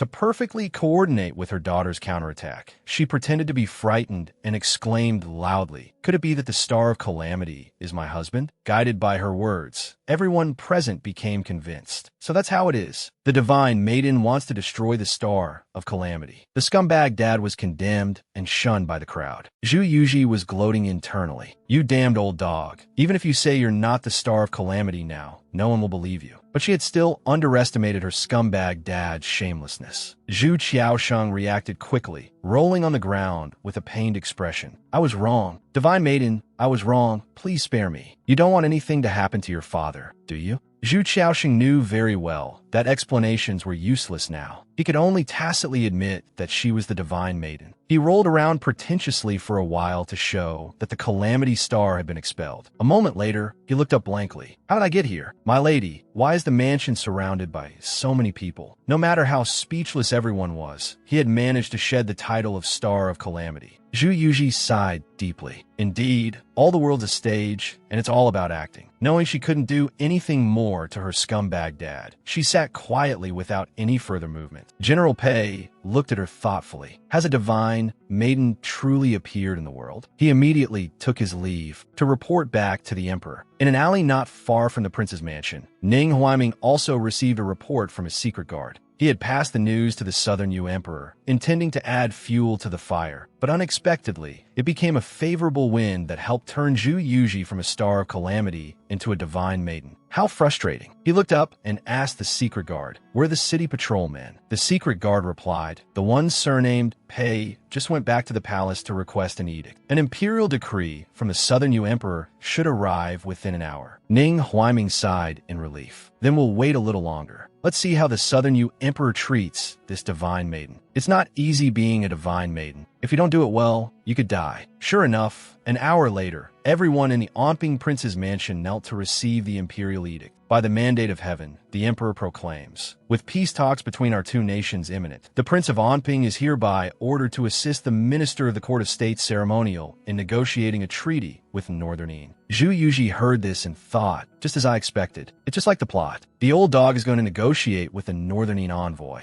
If nothing unexpected happens, the talks will break down and the old dog will be dismissed from his post and imprisoned. Hee, you damned old dog. Your good days are over. She was gloating internally, but didn't expect to be implicated herself. The second half of the edict made her frantic. It is heard that the Prince of Onping's fifth daughter has the reputation of a divine maiden, that she is permitted to enter the hall on the day of the talks to ensure their success. Hearing this, Zhu Yuji's expression changed drastically. What the hell? What does this have to do with me? Life is hard. Little Five sighed. Zhu Yuji had just barely survived the calamity star disaster. But who would have thought the emperor, wary of the divine maiden's power, would order her to accompany her scumbag dad to the Northern Yin peace talks? Her good mood vanished in an instant, because in the original story, Northern Yin never intended to negotiate in the first place. How could a baby a few months old make them succeed? In their dreams. Besides, I wasn't involved in the original story. The plot has a bug. According to the original story, after the daughter-swapping plan failed, scumbag dad ran off to travel with his true love. He conveniently avoided the peace talks, so there was no later business about the Star of Calamity and the Divine Maiden. The more she thought about it, the more terrified she became. Holy cow, this plot isn't the one I read. How did the plot go off the rails without me noticing? Lu Rian heard her daughter's thoughts and also began to worry. If the negotiations are doomed to fail, that won't letting Little Five participate in the talks harm her? Now that the imperial edict has been issued, it will be very difficult to change it. But she still wanted to try to fight for her daughter. General Pei, weren't the candidates for the peace talks already decided long ago?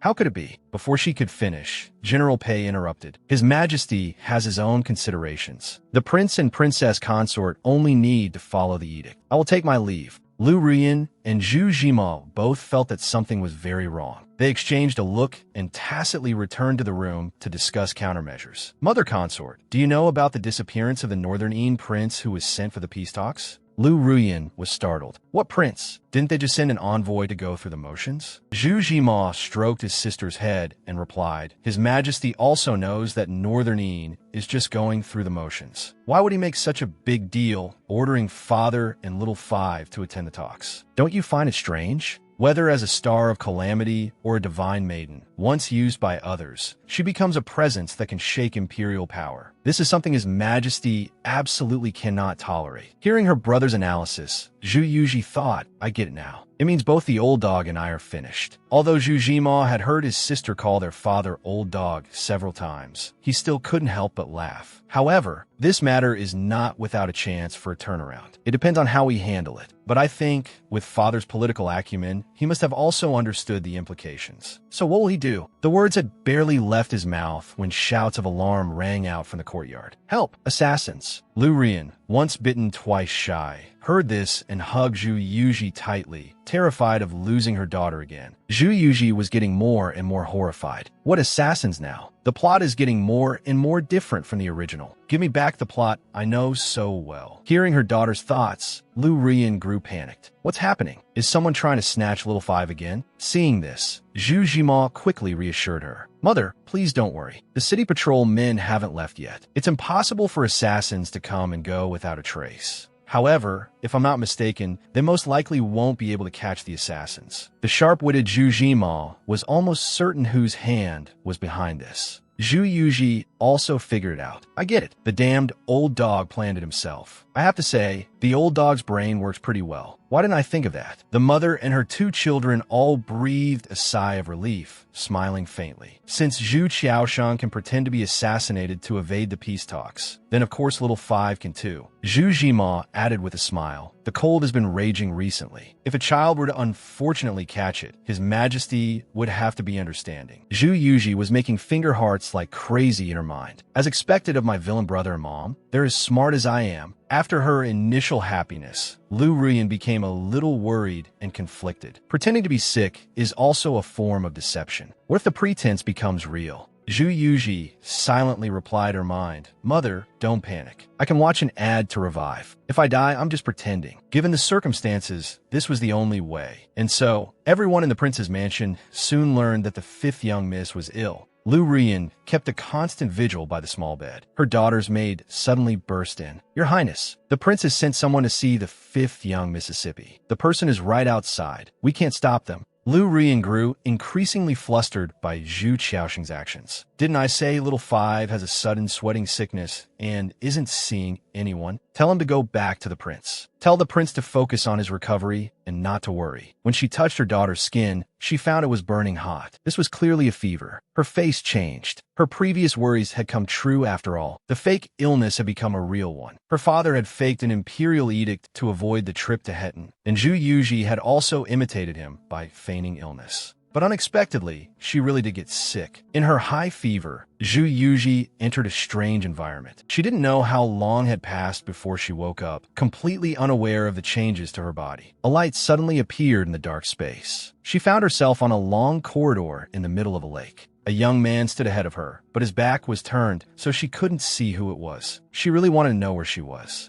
and who the person before her was. She reached out to greet him, a slender, smooth, jade-like hand. Whoa, how did I grow up? She thought, startled. She quickly stood up and looked around. Damn, I must be dreaming. Otherwise, I'm only a few months old. No matter how much I grow, I can't just become an adult in an instant. The young man in front of her turned around to look at her. It was clearly a grown-up Ning Huaiming. Zhu Yuji recognized him, and at the same time, became even more confused. Well, you've secretly evolved too. In her mind, Ning Huaiming had always been a good person, so she approached him without any guard. What on earth is going on? Seeing that the young man before her didn't answer and had a cold expression, she began to wonder if she had mistaken him for someone else. Just as she was about to exchange names to get reacquainted, the young man stabbed her through the abdomen with a dagger. The sudden attack left Zhu Yuji stunned. Then, she erupted in a furious rage. Are you insane? We're complete strangers. Why did you stab me? But she still received no answer from the young man. Instead, she was pushed into the water to destroy the evidence. Zhu Yuji defiantly gave him the middle finger. This is my dream. You're finished when I revive. The pain in her abdomen and the feeling of sinking were really awful. What kind of crappy dream is this? If this happens again, I'll definitely figure out why, and then kill you back. The moment the thought crossed her mind, she was back on the long corridor. That was intense. She subconsciously touched her abdomen and found it was completely unharmed. I can really revive? Not only are there no ads, but I can also respawn. This dream is a bit magical. Let me see where the save point is. She turned her head and once again saw the cold-faced young man. Before she could react, her abdomen was stabbed by the young man's dagger again. The exact same scenario as the first time. After being stabbed, she was pushed into the water by the young man. Zhu Yuji cursed. Are you kidding me? You're doing it again? Damn it, I'm in a loop. The thought had just crossed her mind when she was once again back on the long corridor, completely unharmed. With the experience of the first 2 times, this time she reacted first. She grabbed the young man's hand beforehand, trying to turn the dagger's tip back towards him. The two began a battle of strength. Zhu Yuji sneered. Didn't expect that, did you? I predicted your move. The few months old Zhu Yuji was in a feverish, silent sleep, trapped in a nightmare, fighting to the death with the grown-up Ning Huaiming. After dying several times, Zhu Yuji was prepared and intercepted the dagger aimed at her. After a struggle with Ning Huaiming, they both retreated to a safe distance. She roared at Ning Huaiming, "Even though I don't know why you're in my dream, to stop you from repeatedly killing me, I have to tell you, you've already stabbed me at least 3 times. 3 times. At first, I thought I'd just endure it. But on second thought, why should I back down? If you can't stand me, can't you just go die yourself? Why are you stabbing me?" Hearing this, Ning Huaiming's eyes flickered. He looked at the dagger in his hand. He felt like the blade should have already gone in. A sudden pain shot through his head. He, who had entered someone else's dream, also awakened his consciousness. The scenes of the previous killings flashed in his mind. So what she said was true. Zhu Yuji got angry, seeing Ning Huaiming's look of dawning realization. "This is my dream. Of course you don't remember, but I don't know if it was 3 times either. Maybe it's been thousands or tens of thousands of times." Ning Huaiming could see that Zhu Yuji didn't seem to know that he also had memories of this dream. He didn't plan on telling her. He deliberately brandished the dagger in his hand. "Since it's always been like this, shouldn't I continue?" Hearing this, Zhu Yuji instinctively backed away. "Big brother, why are you so stubborn? What I mean is, one of us has to back down first to get out of this dream loop. I'm not telling you to keep stabbing me, understand?" Seeing that he had scared her enough, Ning Huaiming put away the dagger at the right moment. "Since you remember, why didn't you stop me the second time I killed you?" Zhu Yuji flared up at his words. "You think I wanted to be killed by you? By the time I respawned and came back, your dagger was already coming at me. You pushed me into the water so skillfully. I'm more innocent than you." She paused. She looked the grown-up kiddo bro up and down. "Do you think we might have some kind of past life connection? Don't Xinxia dramas always have plots like this? You kill me, I kill you in a dream, and it corresponds to reality. It's all about an inseparable, messy entanglement." Ning Huaiming didn't expect her to have hit upon a small part of the truth with her wild guess, but he didn't want to answer that question. Composing his complex expression, he looked around. "We need to see how to get out." Zhu Yuji was easily distracted by his change of subject. She secretly mocked him. "This big brother looks decent, but his IQ isn't too high. He's not even thinking about how to find an exit in a dream." Speaking of which, she hadn't seen what she looked like as an adult yet. There were no mirrors here, but there was the lake water. She excitedly leaned over the edge of the lake and looked down. The lake reflected her exquisite little face. It wouldn't be an exaggeration to say she was as beautiful as a celestial fairy. In an instant, the oppressive feeling from the death loop dream vanished without a trace. She happily admired her own beautiful face. "Whoa, so I'm this beautiful. I'm sure there's no man in this world whose face is worthy of mine. So I'm preparing to take a concubine first." Ning Huaiming looked at her various displays of confidence, utterly speechless. Just as he was about to say something, the dream space began to distort. It looked like the dream was about to end.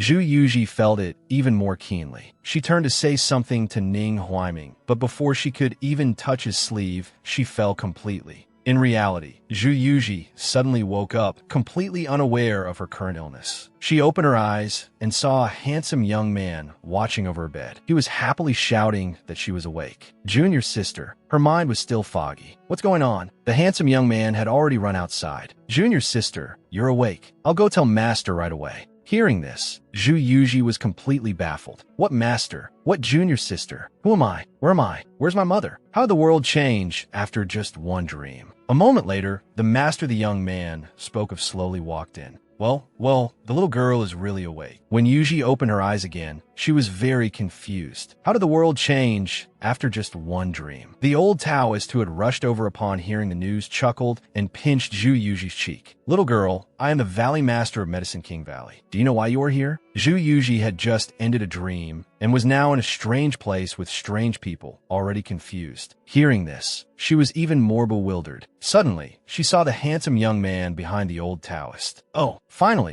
a familiar face. She immediately rushed towards the young man, tears streaming down her face. "Kiddo bro, my dear brother from another mother, why are you here?" The young man, who called himself her senior brother, was very curious. What is Junior's sister babbling about? I can't understand a thing. Zhu Yuji's thoughts were completely immersed in her reunion with Ning Huaiming, and she paid no mind to what others were saying. At this moment, she also noticed something strange. By the way, kiddo bro, I feel like you've grown a bit. Ning Huaiming looked at the girl in his arms in amazement, his heart in turmoil. This child clearly didn't speak, but I could hear what she said. Could it be that I'm hearing her thoughts? Even though it's the first time we've met, I don't find it strange at all. He thought for a moment and decided to ask, do you know me? Zhu Yuji's excited heart suddenly turned cold. True heartbreak isn't about loud quarrels. It's when I'm right in front of you and you say you don't know me. Have you forgotten the days we hid in a basket together, fled famine together, and even slept in the same bed? It's only been a few days and you don't recognize me? Zhu Yuji radiated an aura of sorrow, like someone abandoned by a heartless lover, making Ning Huaiming's mouth twitch. He looked up at the Valley Master of Medicine King Valley, confused. There are many things I don't understand since waking up. For example, who is this 3-year-old child? Zhu Yuji's crying stopped abruptly. What? I'm 3 years old? A wave of panic washed over her. She looked at her slightly larger hands. No wonder I can't talk yet. But how am I 3 years old again? Weren't I just a teenager? Could it be that I've entered another dream? The thought of the death loop in the dream made her feel exhausted. She didn't know what she would have to go through in this dream. With all the changes happening to her, it never occurred to her that this might be real. She raised her fists and started pounding on Ning Huaiming, trying to wake up from this dream quickly. Her little heart couldn't take it anymore. The Valley Master beside them cleared his throat twice, interrupting Zhu Yuji's wild thoughts. He took out a letter and gave it to his disciple. This little girl is your junior sister. First, read the letter her mother left for her. The young disciple thought, junior sister can't even talk. Could she really understand? But he still followed his master's orders and began to read the letter. My child, little 5, you suddenly fell ill and into a coma. Mother had no other choice but to entrust you to Mr. Li, the Valley Master of Medicine King Valley. He has taken you as his disciple and will treat your illness in the valley. After becoming a disciple of Medicine King Valley, you must listen to Mr. Li and not be naughty. When you have fully recovered, Mother will come to get you. After hearing her mother's words, Zhu Yuji understood that this was reality and what she was about to face. I've been in a coma for so long, Mother must have been worried sick. She also missed her mother's embrace so much. She cried inconsolably. The young disciple, as her senior brother, patted her head sympathetically. Junior sister, don't be sad. The rest of his words were suddenly cut off by a sound in his mind. A heaven-shaking, earth-shattering cry interrupted him. The little girl's voice was utterly devastated. Oh my God, I don't want to study medicine. The young man's eyes widened. What's going on? Did I just hear my junior sister's thoughts? How magical. He composed himself and gently coaxed his junior sister. In Medicine King Valley, you can not only learn medicine, but also poisons and goo arts. The Valley Master smacked him on the head twice, interrupting his inappropriate timing. The little girl just woke up. Her mental age is that of a 1-year-old infant. She can't even talk. She can't learn even if she wanted to. What are you telling her all this for? He then looked at Ning Huaiming. As for you, you were sent here by Master Minji to recuperate. You're older than the little girl, so you're her senior brother. Any questions? Ning Huaiming nodded. May I ask, sir, what illness do I have? The Valley Master replied, a problem with your brain. Zhu Yuji let out an unkind laugh. After all, that answer could easily be misinterpreted. Ning Huaiming fell silent for a moment, his tone certain. So that's why I lost a part of my memory. Zhu Yuji's eyes sparkled with gossip. Amnesia too? How dramatic. The Valley Master subconsciously blurted out. How did you know? Ning Huaiming picked up Zhu Yuji and chuckled softly. The moment she saw me, she rushed over very excitedly for a hug. She clearly knows me, but I don't remember. Zhu Yuji haughtily pursed her lips. When did I ask for a hug? I was asking for attention. Okay? The Valley Master was quite impressed with Ning Huaiming. Such insight at such a young age. Minji was right. This kid is indeed a sharp one. In that case, I'll have to be more careful when talking to him. I can't just tell him that Minji asked me to seal his memories. Waking up after 3 years to find a master, a senior brother, and an amnesiac kiddo bro was quite absurd and melodramatic. The ever-perceptive and resourceful Ning Huaiming, through just a few sentences, had confirmed that he had inexplicably lost a part of his memory. The Valley Master of Medicine King Valley certainly couldn't tell Ning Huaiming that Master Minji had asked him to seal his memories. When dealing with a sharp person, the more you say, the more you risk slipping up. He made an excuse. I still have things to do. I'll leave this to you. Senior brother Yi, we'll talk later. Ning Huaiming didn't get a straight answer, but wasn't in a hurry. He placed Zhu Yuji back on the bed. As the disciple left behind by his master to clean up the mess, Yi Jing also felt helpless. After a sigh, he turned around with a standard smile and introduced himself. My surname is Yi, and my given name is Jing. I usually stay in the main courtyard. Ning Huaiming also cupped his hands in response. But subconsciously, he didn't use his real name, instead saying, I am Ning Qi. He didn't know why this name had inexplicably flashed through his mind. When he came to his senses, he found that his senior brother had no intention of getting to know him. He was gently and patiently coaxing the 3-year-old girl. Junior sister, if you need anything, you can find me over there. And Zhu Yuji, upon hearing the young man's introduction, felt a storm raging in her heart. Her inner complaints were endless. Good heavens, Yi Jing. Isn't he the third simp character from the third novel? Yi Jing touched his junior sister's head and once again heard her thoughts. He was amazed and his face was full of questions. A constant stream of his junior sister's thoughts poured into his ears. In the early stages, Yi Jing's character is a gentle and sickly prince. From his first appearance, he's a total simp for the heroine.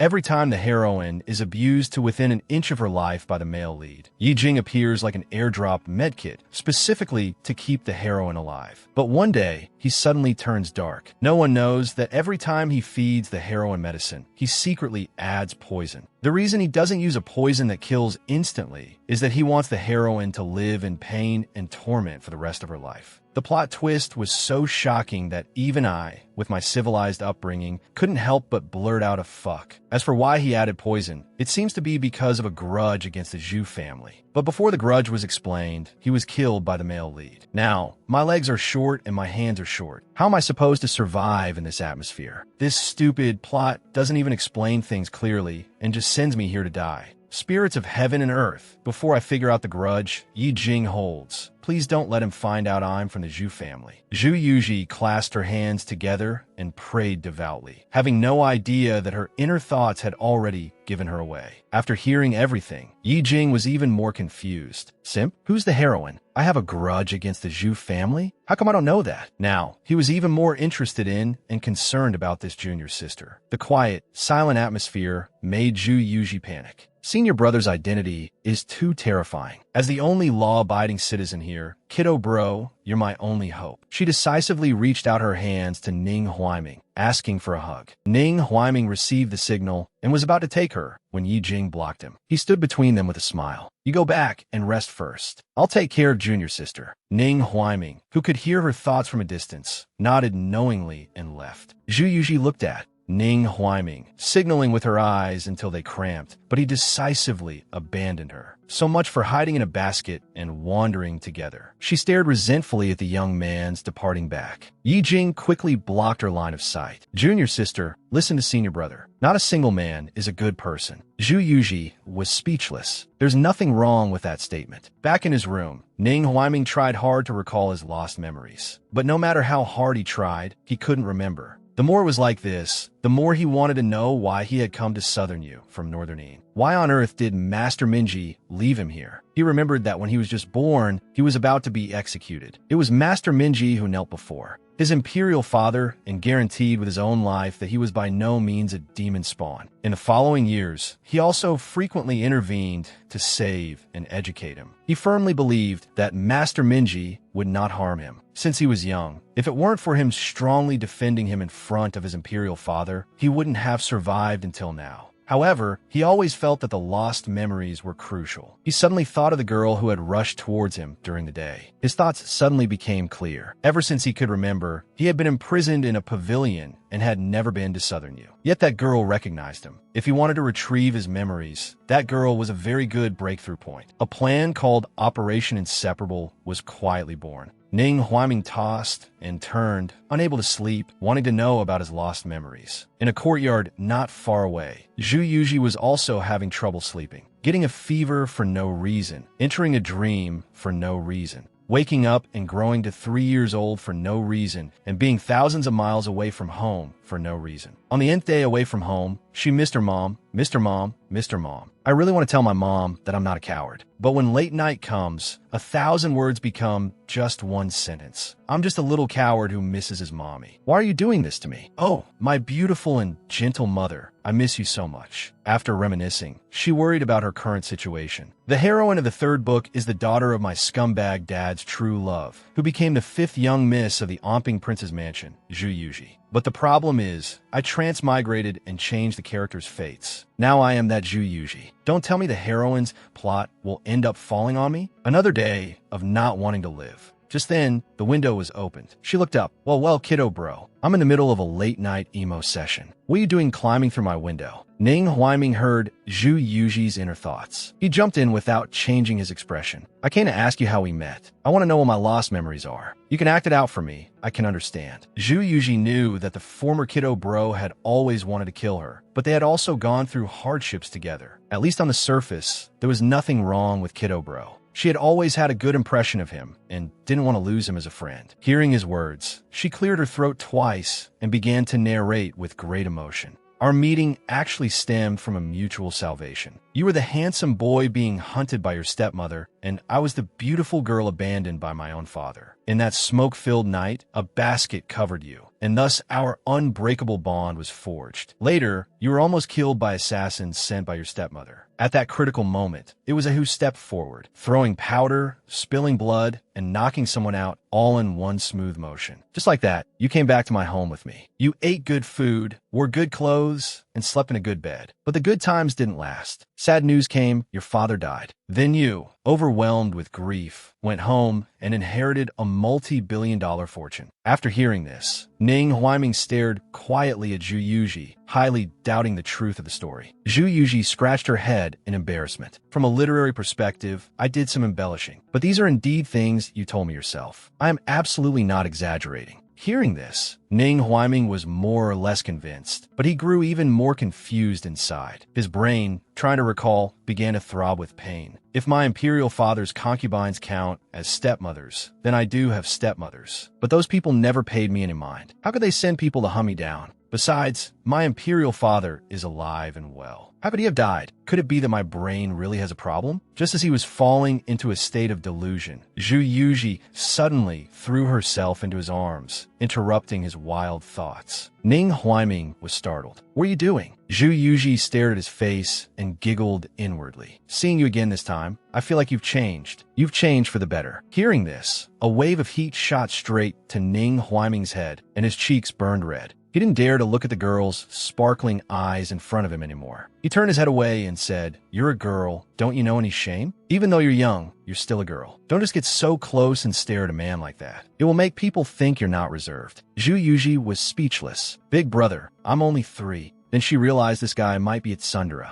Well, a hidden attribute of my senior brother has been revealed. How cute. Ning Huaiming didn't understand what Tsundere was, but he found the girl in front of him more and more likable. Suddenly, a gentle voice came, accompanied by the sound of a door opening. Junior sister. Yi Jing was worried that his junior sister, being so young, wouldn't sleep well. He came over specially to check on her, only to see Ning Huaiming was also there. Without hesitation, he grabbed a nearby bamboo pole and lunged towards Ning Huaiming. "You shameless lecher. What are you doing here in the middle of the night? Let go of my junior sister." Ning Huaiming hurriedly dodged and explained that he had just come to ask how they met. "If you don't believe me, ask her." He turned his head only to find that the protagonist had already fallen asleep. The two of them froze in their fighting stances, stunned by this junior sister who could fall asleep at the drop of a hat. A battle was thus averted. Youth is wonderful. Waking up from a dream, Zhu Yuji was already 3 years old, and Ning Huaiming, whose memory was deliberately sealed by the abbot, became her senior brother in Medicine King Valley. The two of them had been studying medicine in Medicine King Valley for 3 years. Zhu Yuji had even become a figure both loved and feared by the villagers. "Quick, run. Aji is here. She's going to make us test her poisons again. Run." Zhu Yuji didn't understand why everyone avoided her like the plague the moment they saw her. In her memory, she was very kind and hadn't done anything bad. She quickly called out to the slowest runner, Auntie Lee. "I heard you've had rheumatism recently. I have some freshly prepared medicine here. Annie Lee, who had experienced Zhu Yuji's medical skills, shivered instinctively upon hearing this. Not wanting to hurt the child's feelings, she politely refused. Aji, don't listen to their gossip. Annie Lee, I'm not sick. Knowing that saying this would still lead to an enthusiastic treatment from Zhu Yuji, and her old bones couldn't take her torment, she pointed to the little dog she kept. It's Fuguei who's sick. For Zhu Yuji, it didn't matter if it was a person or a dog. As long as she knew someone was sick, she was very enthusiastic. Let me see. She picked up the little gray dog. Has Fuguei been neutered? My senior brother and I have learned a new castration technique. I guarantee it'll be quick and painless. Annie Lee had thought that pushing Fuguei forward would get her off the hook. She never expected Zhu Yuji to be even more. She snatched Fuguei back and ran for her life. Azi, Fuguei hasn't been a father yet. Save your skills for someone else. Seeing this, Zhu Yuji sighed. I just want to treat their illnesses, but they avoid me like a snake. My kind self has been misunderstood my whole life. Forget it. It's about to rain. I'd better go find Brother Qi. Soon, she familiarly pushed open the door to Ning Huaiming's room, but he wasn't there. Could he be in his medicinal bath again? She walked behind the screen and peeked, but still didn't see him. She only saw a huge bathtub, and the person she was looking for was in the tub. At this moment, Ning Huaiming's body below his eyes was completely submerged in the water, and had been for some time.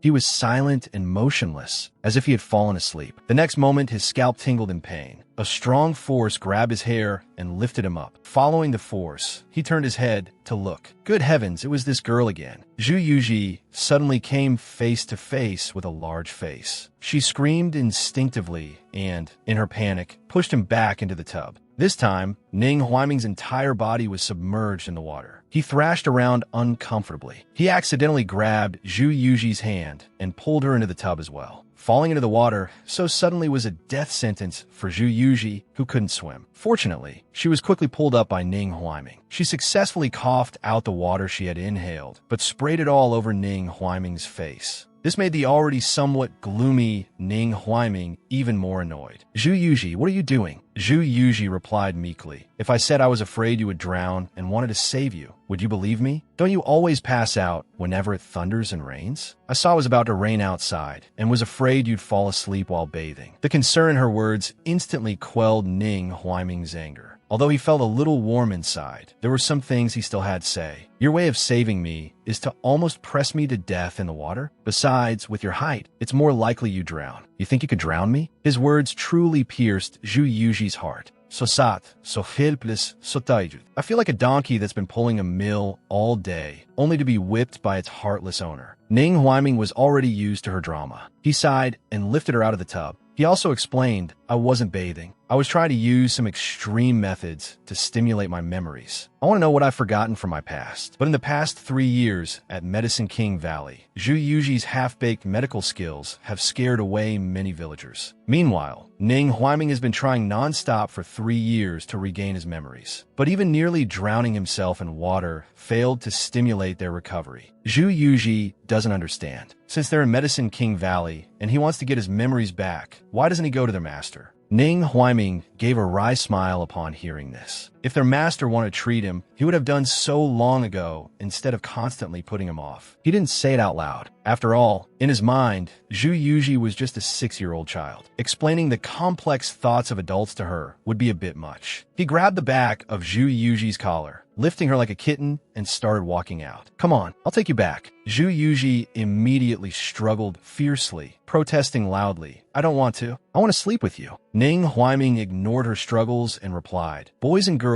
shouldn't share a room after the age of 7. Zhu Yuji reacted instantly, skillfully acting cute and spoiled. I'm only 6. We'll talk about it again when I'm 7. Ning Huaiming was unmoved, still dropping the 2 cold words. No. Zhu Yuji sighed, looking small and helpless. I'll sleep here. It's about to thunder. I have to stay with you, or you'll have nightmares again. Hearing this, a warmth spread through Ning Huaiming's heart, and the corners of his mouth turned up slightly. So she was worried about him. Come to think of it, for the past 3 years, she had indeed come to sleep with him whenever it rained and thundered. Whenever she was there, he rarely had nightmares. It had gotten to the point where he was a little unused to sleeping alone now. Thinking of this, he compromised and agreed. Zhu Yuji was used to being picked up and put down. practice makes perfect, and she finally landed steadily instead of face-planting. Then she dashed back to her room to change into her sleepwear before returning. In the middle of the night, Ning Huaiming fell into a dream again. He saw several generals arguing in a military camp. I disagree. The seventh prince negotiated for a long time to restore diplomatic relations between our two nations. It's only been 2 years. Why tear it up now? But before the general could finish, his throat was slit with a sword. And the one who slit his throat was none other than Ning Huaiming's maternal uncle. He firmly believed that peace talks were a method used by cowards and nobodies. We are the finest men of Northern Yin. Why not follow me and take the lands of Southern Yu directly? I have already submitted a petition to His Majesty. If we lose this battle, I am willing to take my own life. The dreaming Ning Huaiming's heart trembled at this scene. He wanted to tell his uncle they couldn't go to war, that they would lose. However, he couldn't touch the people in his dream. Instead, the scene changed to a grand hall in the palace. The emperor and his civil and military officials were listening to an urgent report from 800 li away. Your Majesty, General Jinghua, Bailu, has absconded and fled. The emperor flew into a rage upon hearing this. The court officials split into 2 factions. Some began to stir up trouble. As expected of a foreign race, his heart is treacherous. Now that Northern Yin has been defeated in battle, and Bailu has fled, how are we to answer to the people? Your Majesty, this humble servant has a plan. The treaty was signed by the Seventh Highness, and this Bailu is the Seventh Highness's maternal uncle. Why not send the Seventh Highness to Southern Yu as a hostage? This way, we can also show Southern Yu our sincerity in seeking peace. Ning Huaiming witnessed the shameless faces of certain court officials and let out a cold laugh. A man sits at home, yet disaster falls from the sky. I wonder how you will choose, Father Emperor. Although I have never felt any fatherly love from this Father Emperor of mine, at this moment, I still held a sliver of hope. Even a most venomous tiger does not eat its cubs. Perhaps Father Emperor still has some feelings. However, the Emperor's answer once again made his heart sink to the bottom. The Emperor agreed with a nod, almost without thinking. As everyone knows, being a hostage in another country is a life-or-death situation filled with humiliation.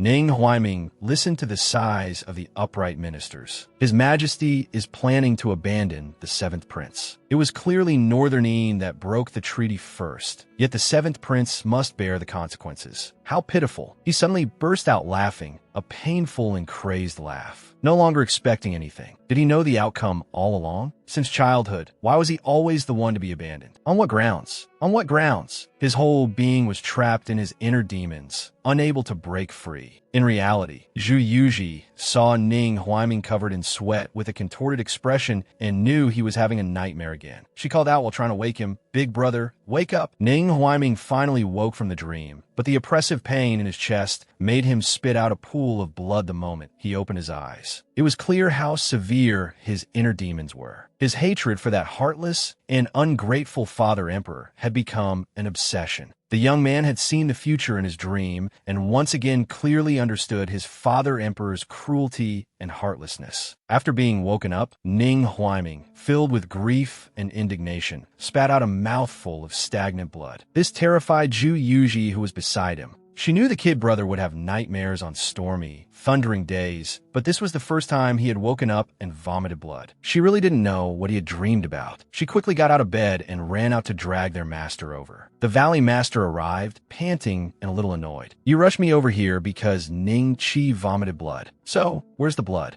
Zhu Yuji went over to Ning Huaiming's side to look. There was no blood on the corner of his mouth or on the sheets. If she hadn't seen it with her own eyes, she would have doubted herself. "Brother, are you the Flash? You cleaned up so quickly." Ning Huaiming looked at the Valley Master. "I've just been overly worried lately. Being stimulated like this today actually made me spit out the stagnant blood in my chest. Now, not only am I fine, I feel refreshed." The Valley Master nodded. "All right, then this old man won't meddle. I'm leaving." He was terrified of talking to Ning Huaiming because the boy was intelligent and sharp. One slip up and he'd be tricked into revealing things. He quickly tried to slip away. But the next second, his hair was grabbed tightly by his little disciple. Master, since you're already here, aren't you going to check on him? The sharp pain on his scalp made the Valley Master stop in his tracks. Ning Huaiming, on the bed, watched this familiar scene and recalled the memory of being grabbed by the hair and lifted by Zhu Yuji. He inexplicably felt his own scalp tingle. The Valley Master sighed, rubbing his scalp as he looked at Ning Huaiming. You've already waited for 3 years, so there's no need to be anxious for these few days. What's meant to come will come soon. Ning Huaiming understood the Valley Master's hidden meaning, but he had already hidden in the valley for 3 years of peace and quiet, which was why he was anxious now. The Valley Master said no more and turned to leave. Ning Huaiming had no intention of keeping him either. He knew very well that the Valley Master couldn't even be bothered to find perfunctory words anymore. Zhu Yuji looked back and forth. What riddle were these two playing at? But she was easygoing. If she couldn't figure out, she wouldn't dwell on it. She climbed onto the bed and asked Ning Huaiming seriously, was the dream very scary this time? Tell me about it. Ning Huaiming looked at the 6-year-old little ball in front of him. He suppressed his desire to confide and changed the subject. I don't remember. It's not important. You can go back to sleep now. Seeing he wouldn't say, Zhu Yuji didn't press him. She threw herself into his arms. I'm still worried. Let's just sleep together. Ning Huaiming had just started to say he didn't need her. That when he was physically overpowered and threatened by Zhu Yuji. Say that again. I didn't hear you clearly. Ning Huaiming helplessly compromised. All right. I need you, okay? On the surface, he acted oppressed, but his heart was actually quite warm. Seeing this, Zhu Yuji smugly complained in her heart, "Humph, little punk, trying to act spoiled with me. You're clearly touched, aren't you?" Hearing her thoughts, Ning Huaiming suddenly flipped over, rolling Zhu Yuji over first and covering her with a blanket. It was to cover up his own little bit of smugness that had been exposed. As Zhu Yuji frantically struggled to get out from under the blanket, Ning Huaiming suddenly asked, "Do you believe in fate?" Zhu Yuji poked her head out to look at him. It depends on what kind of fate. For example, a twitch in the left, I means wealth. A twitch in the right means disaster. If my left eye twitches, I believe it. If my right eye twitches, then it's just my eyelid twitching. Ning Huaiming was rendered speechless by her answer. The next second, he heard Zhu Yuji's inner complaints again. No wonder this kid is starting to believe in feudal superstitions. He turns dark every time it thunders. He really doesn't have the fate of an overbearing CEO. An overbearing CEO. Hearing this, Ning Huaiming raised an eyebrow impassively, very confused. What was this feudal and overbearing CEO? She mentioned her thoughts. Zhu Yuji was completely unaware and patted Ning Huaiming's shoulder comfortingly. Don't panic. Even though you're just an NPC, I won't abandon you.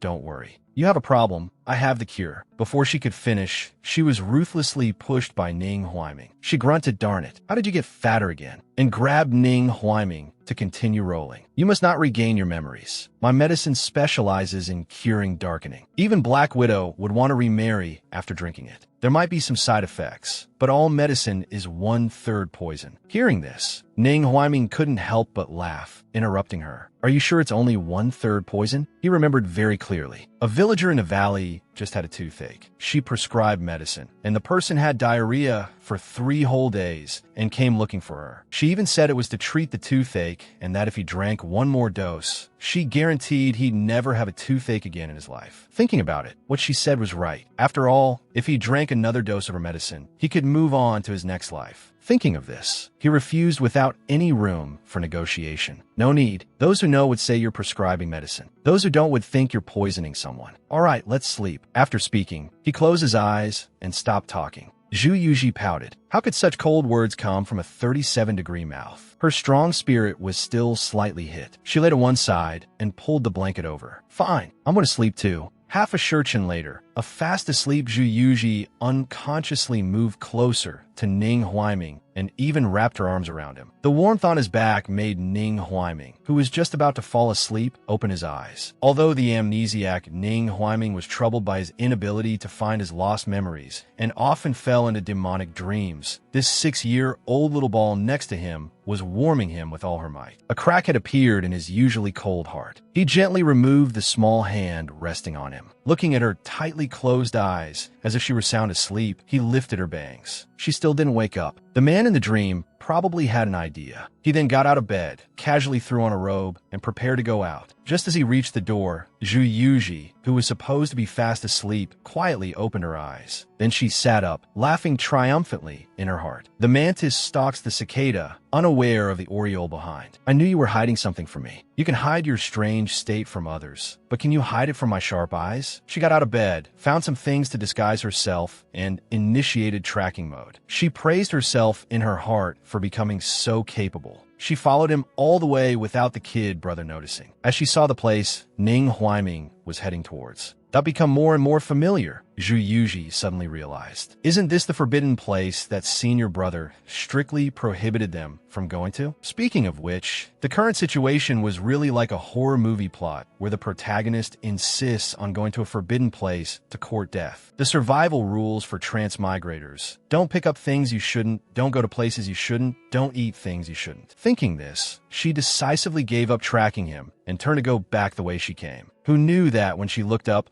she would meet the kid brother's handsome face with a half smile and his chilling voice. Why did you stop following? Already feeling guilty, Zhu Yuji was so scared her soul almost left her body. She had forgotten the kid brother knew martial arts and could appear in a flash. She wisely dropped her disguise and admitted her mistake. I don't dare to follow. I don't dare. I don't want to be cannon fodder. By the way, how did you know I was following you? I thought my disguise was flawless. Ning Kuaiming smilet. No one's eyeballs move around while they're asleep. Zhu Yuji's face instantly turned red. So, she had been exposed while still under the covers. And she had been so proud of herself. How embarrassing. She wiped away non-existent tears and tried to slip away. Okay, you can continue. I'll go back first. She had only taken 2 steps before being grabbed by the back of her collar and pulled back. This is not up to you. Due to the height and weight difference, Zhu Yuji was at a great disadvantage. No matter how she struggled and refused to go, she couldn't change the outcome of being carried like a kitten. I'm not going. If you want me to go, it'll be over my dead body. Ning Huaiming's steps paused. He smiled with exceptional kindness, his voice calm and ripple-free. Then you can go die. Zhu Yuji immediately behaved. She complained in her heart. This kid's expression just turned evil in an instant.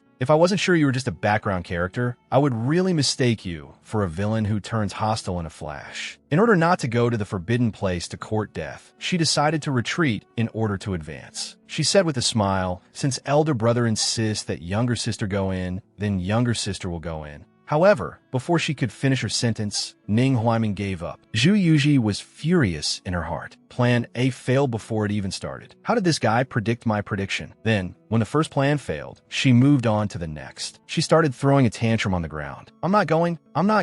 After rolling around for a while, she noticed the other party neither made a sound nor reacted. She stopped to peek at what he was doing and saw Ning Huaiming tossing something in his hand. A bright light was reflected on his face. Zhu Yuji's eyes widened. Holy crap, he's actually gonna pull a knife on me. She quickly scrambled up and obediently led the way. Actually, I've long been extremely curious about the forbidden place. I love exploring. I love courting death. Let's go quickly. Ning Huaiming was a bit confused by this child's train of thought. Just a moment ago, she was throwing a tantrum on the ground, refusing to go. Why was she so eager now? He was originally planning to offer her the jade pendant as a lure. He didn't expect her to agree before he even took it out. But this was good too. He took the initiative to hold Zhu Yuji's hand and walk towards the depths of the back mountain. A wave of warmth passed through his heart. He thought Zhu Yuji's abnormal behavior was ultimately because she was worried about him, and he accepted this kindness. Meanwhile, Zhu Yuji thought the kid brother was pulling out a dagger. Rather than being dragged there with a knife to her throat, it was better to go voluntarily so they could remain good siblings. The kid brother, who had just had a nightmare and was in a bad mood, was taking his sister for a walk in the mountains. Driven by worry and curiosity, Zhu Yuji followed him, only to be caught. Hand in hand with the kid brother, she walked deeper into the mountain, but her heart was exceptionally cautious. She thought, the kid brother isn't going to take me into the woods and chop me up, is he? Ning Huaiming looked at Zhu Yuji's nervous little steps and heard her apprehensive thoughts, feeling a bit speechless. But he still looked down and reassured her, don't worry. I won't do anything to you. Close your eyes. Hearing this, Zhu Yuji was not reassured at all. Instead, she was so scared she kept backing away. Really? You're being so mysterious. You're not planning to ambush me while my eyes are closed, are you? Ning Huaiming was already used to his little junior sister's wild imagination. He patiently explained, if I wanted to harm you, would I have to bring you all the way here? Zhu Yuji thought about what he said, and, though still not entirely at ease, closed her eyes. She hadn't even closed them for a second before opening them again. Promise you won't launch a sneak attack. Although I may seem to just go with the flow, I'm actually afraid of dying. Ning Huaiming smilet kindri. I said I won't, so I won't. Then he took out a sachet from his clothes. Looking at the little girl with her eyes squeezed shut and knowing her mischievous nature, he decisively cut the silk ribbon from the sachet and used it to cover Zhu Yuji's eyes. Feeling the layer of cloth over her eyes, Zhu Yuji protested loudly. You don't trust me at all. This is an insult to my character. Ning Huaiming raised his eyes and said calmly, shouldn't I? Zhu Yuji was instantly deflated. You should. Your insult is justified. After making sure Zhu Yuji really wouldn't open her eyes midway, Ning Huaiming took out the sachet and poured out the powder inside. He gently blew the powder from his palm in all directions, then said, you can look now. As Zhu Yuji untied the blindfold, she grumbled, what a waste of time, tying a knot and being all mysterious. But when her eyes were free and she saw the twinkling green lights before her, the dark forest was rendered dreamlike by countless fireflies. She cheered and danced with joy. This is so much like an idol drama. The anxiety she felt when entering the forest, that was all washed away by this beautiful scene. Joy filled her heart. She looked up at Ning Huaiming. How did you do that? Ning Huaiming smiled slightly. Did you forget that today is your birthday? He then took out an auspicious cloud hair ornament and gave it to Zhu Yuji.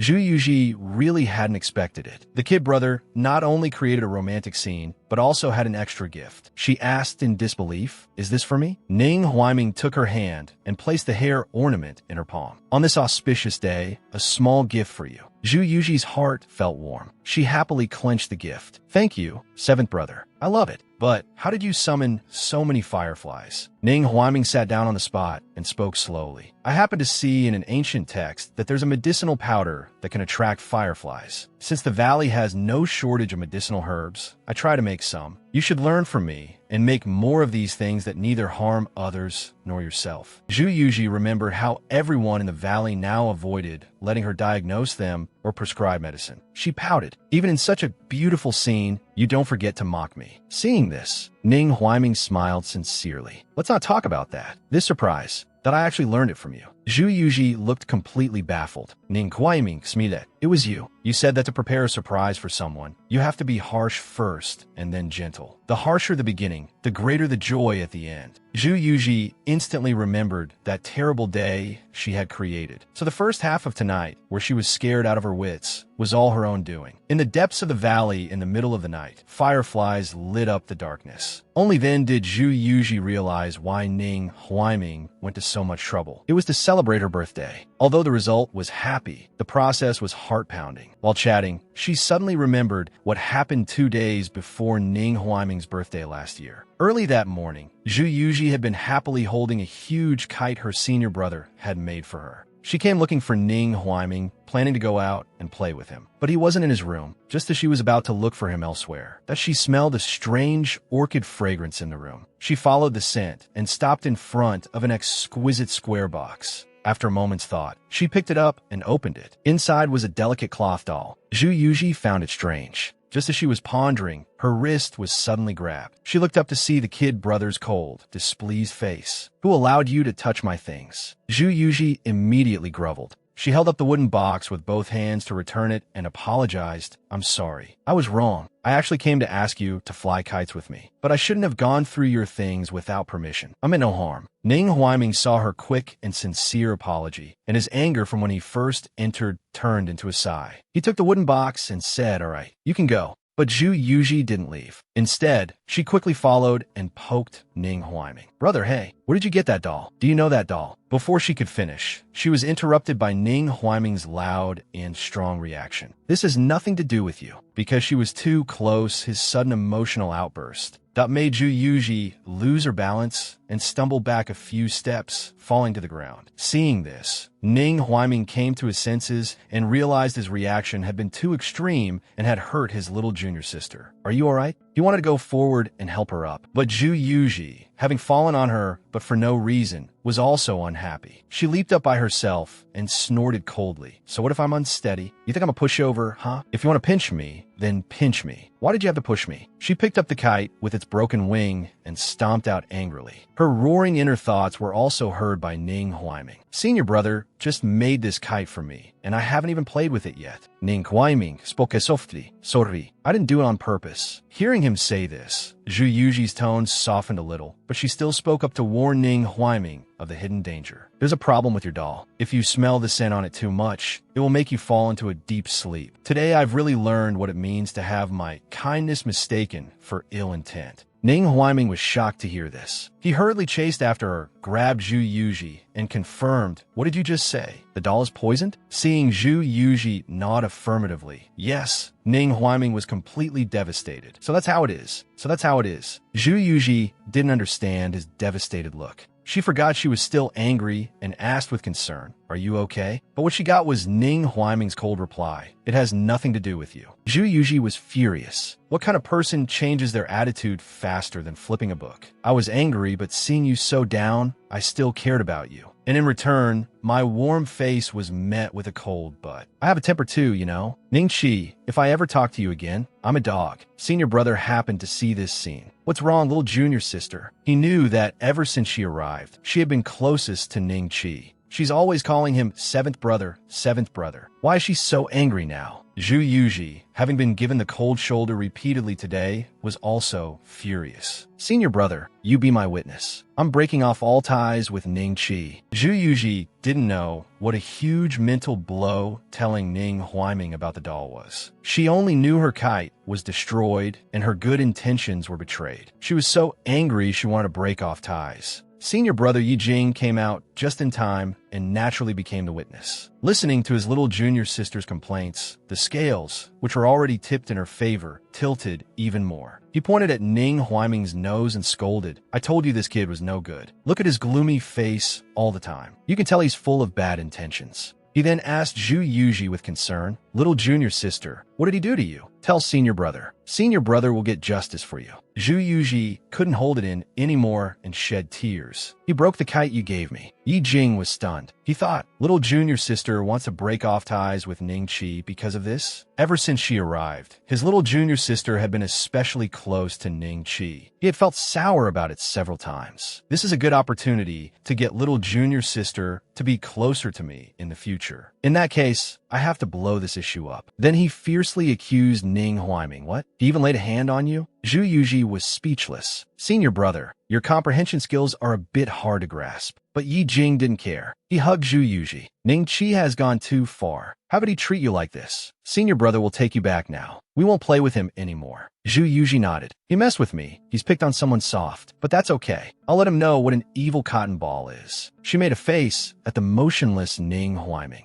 After the two had walked away, Ning Huaiming lowered his head, his eyes filled with unspeakable sadness and regret. He thought about the care and companionship that little girl had given him over the past few years. He picked up the kite from the ground, went back, and spent 2 shurchen repairing it before hanging it outside Zhu Yuji's door. He then sincerely explained, "I'm sorry. I was in a bad mood just now. I didn't mean to treat you like that. That box you saw, that was a gift from my family because my birthday is the day after tomorrow. Can you imagine? My own family would use my birthday to try and harm me. They don't even treat me as well as you do. So please don't ignore me, okay?" The proud Ning Huaiming had lowered his head for the first time and said such a long speech. But there was no response from the room. He waited for a quarter of an hour, but the door still didn't open. He lowered his head sadly. "Since you're unwilling to talk to me." Before he could finish, Zhu Yuji's voice came from behind him. "What are you doing standing at my door?" Ning Huaiming turned his head. He saw Zhu Yuji, who was completely oblivious and eating something. It was awkward. Had his moving and heartfelt confession just now been directed at the air? Just as he was thinking of saying it again, the door opened. Yi Jing leaned close to Ning Huaiming's ear and chuckled mischievously. "No need to say it to little junior sister again.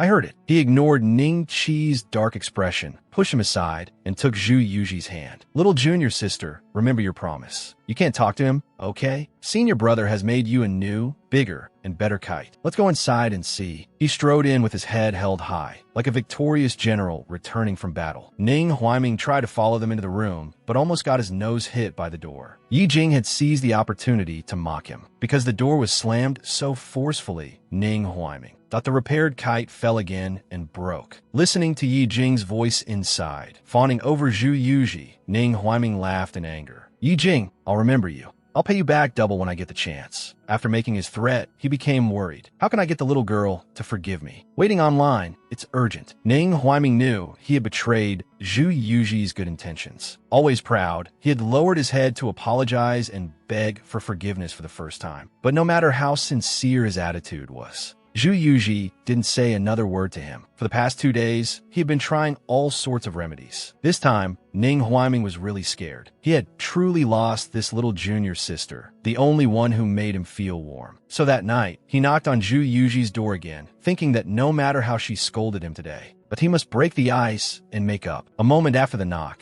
the door actually opened. His warm-hearted little junior sister was holding a cake, smiling at him and saying, "Happy birthday." The belly full of apologies he had prepared was forgotten in the face of this scene, leaving him stunned. After a long time, he asked, "You still remembered?" His voice was a little choked. She replied, "Of course. If it wasn't to give you a surprise, I would have come to find you sooner. You have no idea how anxious I've been holding this in for the past 2 days. To maximize the surprise, I suppressed it for a long time. It's called building suspense before the reveal. And to make the cake look like this, I spent a lot of thought and time. Are you very touched now?" Lin Huaiming was indeed touched. What made him even happier was that his junior sister was no longer angry or blaming him. A genuine smile hung on his face. He thought that when it was his junior sister's birthday, he would also give her a surprise that built suspense before the reveal. And so, the scene where he took Zhu Yuji deep into the mountains to see fireflies came to be. The first 2 episodes were all flashbacks. Now, back to the present. Didn't you say you wanted to see shooting stars before? I can't get you the shooting stars in the sky. Consider this me cutting a corner. Zhu Yuji was also moved to tears. "Seventh brother, from now on, you'll be my real brother, born of the same father and mother." Lin Huaiming suddenly found these words somewhat familiar. A scene flashed through his mind. Since we are now real brothers from the same father and mother, we must recognize this bond for life. Today, let's swear an oath of brotherhood. That baby, just a few months old, was his junior sister. He asked out loud, "Have you said something like this to me before?" Zhu Yuji replied, "Don't I say this all the time? You're only just now getting touched." He was about to ask again when a voice he disliked cut in. "I was wondering why I couldn't find junior sister as soon as I got back. So you brought her here."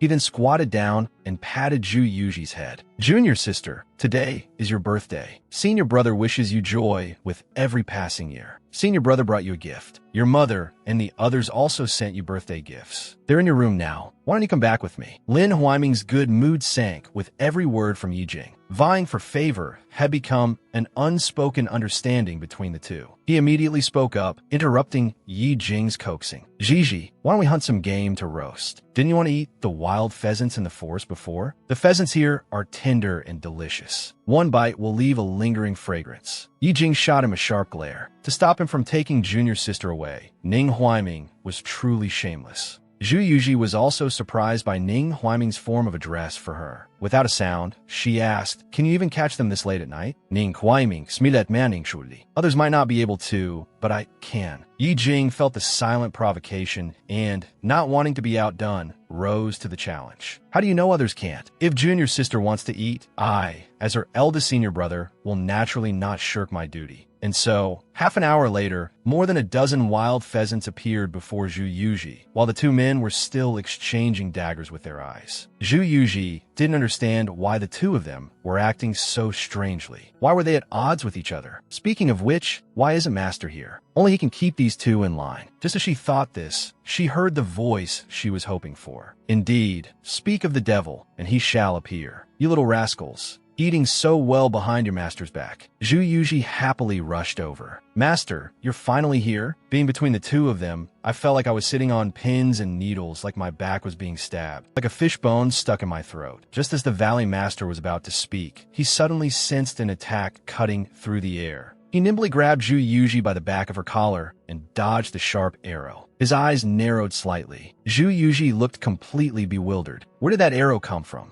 If Master had been any slower, wouldn't she have been pinned to the ground? The sudden arrow attack ended the silent battle between Ning Huaiming and Yi Jing. The two quickly came over to join them. Ning Huaiming subconsciously moved to protect Zhu Yuji. He took her hand and pulled her into his protective circle. There are assassins. Quick retreat. Zhu Yuji still didn't know that on her birthday, she had nearly died by the sword. The mastermind behind it was her own father, Anping. During the 3 years Zhu Yuji had been missing, her scumbag father had sent his trusted aides to monitor Lu Ruyan, all to find Zhu Yuji's hiding place. After much tracking and searching, they finally found it on Zhu Yuji's birthday. They found a way into Medicine King Valley. Just as your highness predicted, the princess consort is meticulous. For the past 3 years, she has used the opportunity of the farm at the foot of the mountain delivering vegetables to secretly send clothes and letters into the valley. We only followed secretly, without your highness's command. The scumbag father nodded upon hearing this. It's good that you didn't alert Yinyu Pavilion. This prince does not wish for Medicine King Valley to exist after tomorrow. He gave the order without hesitation. Little 5, don't blame your father for being ruthless. You were destined to become a pawn. Who asked you to know too much? The Gue family will not let you return safely. Thus, a large group of black-clad, masked men stormed into Medicine King Valley to assassinate Zhu Yuji. Find them. Don't let them escape. Ning Huaiming led Zhu Yuji, fleeing in the direction the Valley Master had indicated. They entered a hidden cave before they could even catch their breath. Zhu Yuji was shocked by the river flowing below. This height, this river. Master, even if you're not giving us a way out, don't lead us to a dead end. The Valley Master scratched his head in embarrassment. Well, I had a couple of drinks and forgot. Ning Huaiming thought, and asked the Valley Master with long-held confusion. I thought that under an attack of this scale, the villagers wouldn't have had time to escape. But on our way here, I noticed there wasn't a single villager in the valley. Mr. Lee, what exactly is going on? The Valley Master explained that he had them hide long ago. It's like this. I casually performed a divination today, and the result was great misfortune. I calculated again. It was a disaster that could wipe out the valley, and it was imminent. I couldn't find the 3 of you, so I had to evacuate the villagers first, and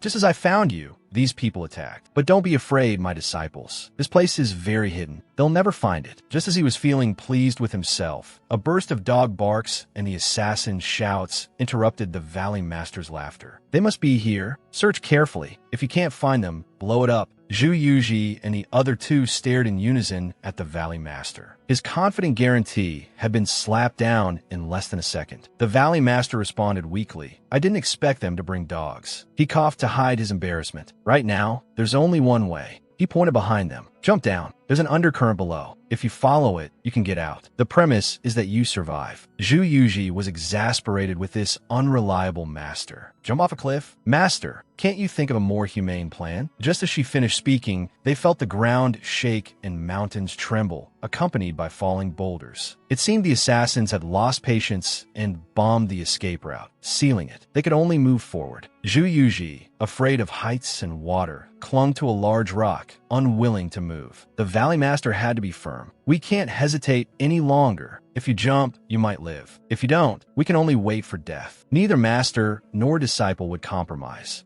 In the standoff, Ning Huaiming walked over and pulled Zhu Yuji up. If you're scared, hold on to me. Eldest senior brother Yi Jing saw this and fumed, complaining, Ning Huaiming, you cunning brat. She's my junior sister. If anyone's gonna hold her, it should be me. Lin Huaiming and Zhu Yuji both tacitly ignored Yi Jing, solemnly facing the moment they might die together. Zhu Yuji's fear was inexplicably soothed. She let Ning Huaiming hold her as they jumped off the cliff. The moment they plummeted from the height, screams and tears were Zhu Yuji's outlet for releasing her emotions. She hugged Ning Huaiming tightly, her head resting in his embrace, a sign of trust. A moment later, the two fell into the water. Ning Huaiming absorbed most of the impact. Zhu Yuji was in relatively good condition. She looked up and saw a huge boulder not far away, heading toward them. Seventh brother, be careful. In the current situation, they couldn't possibly dodge the boulder. If it hit them, the best outcome would be serious injury, the worst death. Just as the boulder was about to hit, Ning Huaiming pressed Zhu Yuji tightly into his embrace, while he himself took the full force of the impact with his back. With a loud bang, Ning Huaiming felt dizzy and was on the verge of passing out. The sealed memories in his mind were also knocked loose. It started from when he often heard a baby girl crying in his dreams, then to when his body returned to its adult form, and he was assassinated by the grown-up baby girl with his own cherished dagger. The other party even knew about his rebirth. So, to figure things out, he personally went to the Southern U. By a twist of fate, he met the baby girl from his dreams. To prevent what happened in the dream, he planned to kill the few months old Ju Yuji, but his plans were always unexpectedly thwarted because of her sincerity and how she treated him like family. Afterward, they fell into a cycle of assassinations together. When he woke from the dream again, they were both in Medicine King Valley, his lost memories having returned. When fatal danger arrived, Ning Huaiming unhesitatingly chose to shield Ju Yuji with his own body. After being hit by the boulder, he finally recovered his lost memories before passing out. Ju Yuji used all her strength to drag the unconscious Ning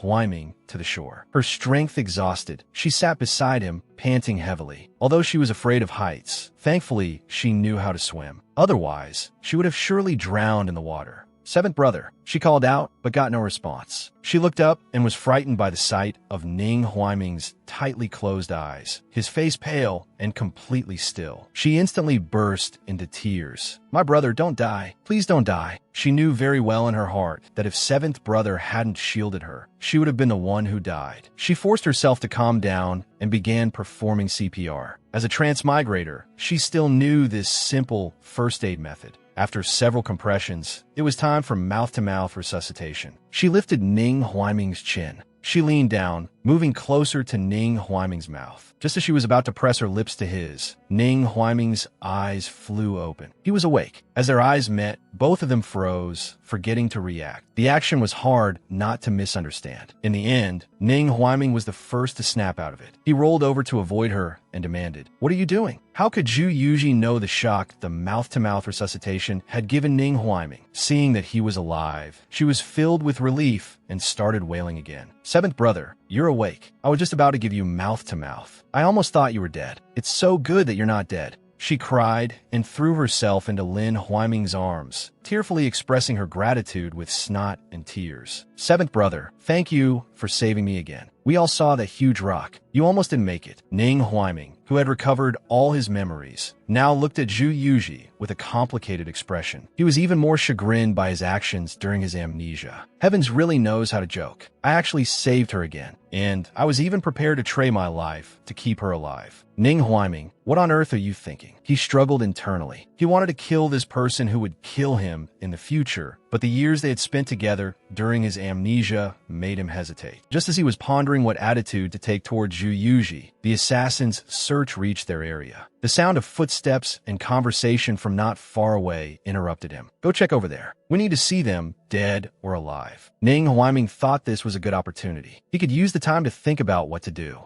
He told Ju Yuji to wait here while he lured those people away. Ju Yuji quickly grabbed him. "Lure them away? Why? We could just hide in the reeds. They won't be able to find us anyway." Ning Huaiming shot her a cold glance. "Don't forget, they have tracking hounds." Ju Yuji was convinced. She looked at Ning Huaiming uneasily and asked, "You will come back, right?" Ning Huaiming was silent for a long while before giving an indistinct So, Ju Yuji waited there for him to return. But she waited until the sky was almost light, and seventh brother still hadn't come back. Her feelings of unease and worry were magnified. She cried out in her heart, "Oh, heavens, heavens, please let me live a few more chapters." Then, she cautiously ran out, planning to go look for him. But at that moment, a sharp blade parted the reeds and pointed straight at her face. The black-clad assassin looked menacingly at Ju Yuji. "Searched half the night and couldn't find you, so you were hiding here." With death so close, Ju Yuji's face turned pale. She racked her brain for a way to save herself. She forced herself to stand up calmly, looked at the assassin's descending longsword, and took a deep breath. She put her hands on her hips, confident and arrogant. "Big brother, what a coincidence. To be honest, after a whole night of being chased, you probably don't know this, but my combat record has reached an astonishing 0 wins, 0 losses, and 0 kills. You have no chance of winning against me." The killer arranged by her scumbag father had finally found Ju Yuji. Just as Ju Yuji was about to die, Ning Huaiming, who had been gone for most of the day, suddenly appeared. He raised his sword to block,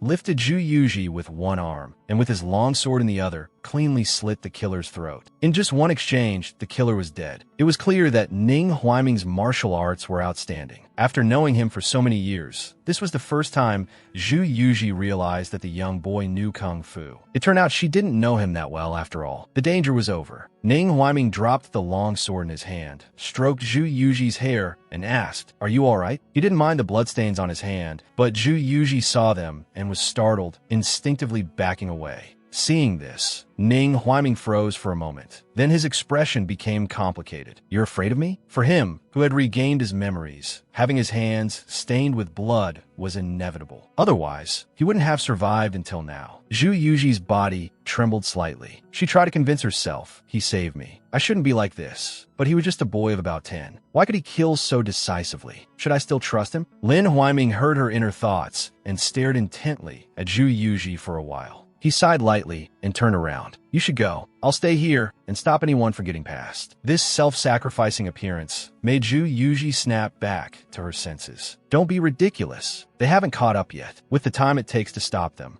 we could have run to Li already." As soon as her voice fell, she heard urgent footsteps heading towards them. Her body moved faster than her brain. In a flash, she blocked Ning Huaiming. 3 black-clad men also came to a stop not far from them. Her small frame blocking him was basically useless, but her protective gesture still gave Ning Huaiming a jolt. She was clearly trembling with fear, yet she still stood firmly in front of me. He asked in a low voice, "Aren't you afraid of me? Why are you still blocking me?" Zhu Yuji also replied in a small voice, "You have to give me some time to accept it. Besides, you were already injured from hitting the rock earlier. What else could I do but stand in front? Let's not talk about this now. We need to think of a plan quickly." Looking up at the black-clad men before them again, she couldn't help but wonder why they weren't attacking. Ning Huaiming sighed again and told Zhu Yuji to close her eyes. Why would Zhu Yuji agree? With a great enemy before us, why should I close my eyes? Is it my birthday? Before she could finish, Ning Huaiming knocked her unconscious with a karate chop to the neck. Ning Huaiming reached out and caught the fainting Zhu Yuji. The look in his eyes as he gazed at her was as complicated as it could be. And the assassins, whom Zhu Yuji had thought were there to kill her, knelt on one knee before Ning Huaiming. "Greetings, Your Highness." Ning Huaiming gave a faint. The leading black-clad man asked, "Your Highness, half an hour ago, we received the signal from the coxcomb bird you released and rushed here immediately. What should we do next?" Ning Huaiming raised a finger. He signaled for them to be quiet. Looking at the unconscious Zhu Yuji, he murmured, "You shouldn't have stood in front of me. If you knew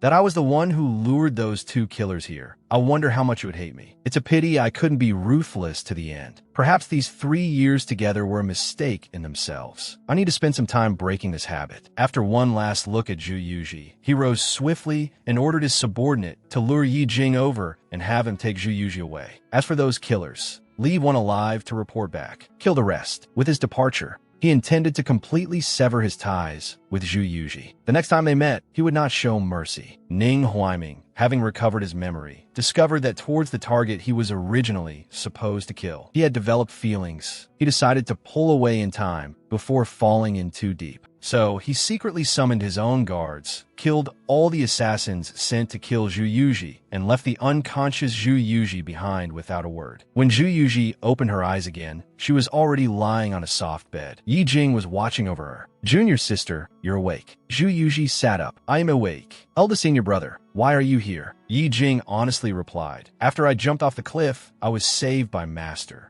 Later, I ran into a man in black. He was holding your sleeve, so I followed him. I ended up finding you lying unconscious on the ground, so I brought you here to hide. As for Master," before he could finish, he was interrupted by Zhu Yuji. "What about my 7th brother?" She knew Master was so powerful that he would be fine, but 7th brother was injured. Yi Jing felt a little jealous and was also worried that his junior sister would be deceived in the future. He grabbed Zhu Yuji's shoulders and said seriously, "Junior sister, listen to me. I suspect those men in black were summoned by your Ning Qi." He took out a blood-stained handkerchief. "When I found you, you were unconscious, clutching this handkerchief. I searched the surrounding area, but didn't see Ming Qi at all. This can only mean he abandoned you. and left while you were unconscious. Yi Jing's thorough analysis was meant to make his junior sister more wary of Ming-Chi. He had always felt that Ming-Chi was a deep and calculating person. He was trouble, and his simple junior sister was no match for him. But in Zhu Yuji's impression, Ming-Chi was a righteous and considerate young boy. She wouldn't listen at all, and even whimpered petulantly, "I won't listen, I won't listen, I won't listen. Seventh brother wouldn't abandon me." Seeing this, Yi Jing felt a sense of exasperation. If you keep trusting him, sooner or later he'll eat you up, leaving nothing but bones. Zhu Yuji whimpered and murmured, "Then at least he'd leave my bones behind. Other people eat you without even spitting out the bones. He's so nice. I'm going to draw his portrait and have people look for him." Yi Jing was rendered speechless by her words. Annoyed yet helpless, he conceded, "If you want to draw, then hurry up and draw. After you're done drawing, I still have to carry out the mission Master gave me." Zhu Yuji quickly stopped her fake crying and asked, "What mission?" Yi Jing turned back and gave her a slight smile. "To send you home, Zhu Yuji." Hearing this, she was so shocked she was dumbfounded, unable to speak for a long time. The next morning, Yi Jing got a carriage and took Zhu Yuji towards the prince's mansion. Seeing his quiet junior sister sitting opposite him with her head down, he found it strange. "Junior sister, what's wrong with you? Ever since I said I was taking you home, you've seemed restless. Don't you want to go back?" Zhu Yuji was afraid. She was afraid that her eldest senior brother would soon find out that she was a child of the Zhu family, and her eldest senior brother would sooner or later discover his own feud with the Zhu family. They would no longer be able to be senior brother and junior sister. After some thought, she looked up and tentatively asked, "It's like this, eldest senior brother. Do you have any desire to explore your own family background?" Yi Jing shook his head. "Although I left the valley this time,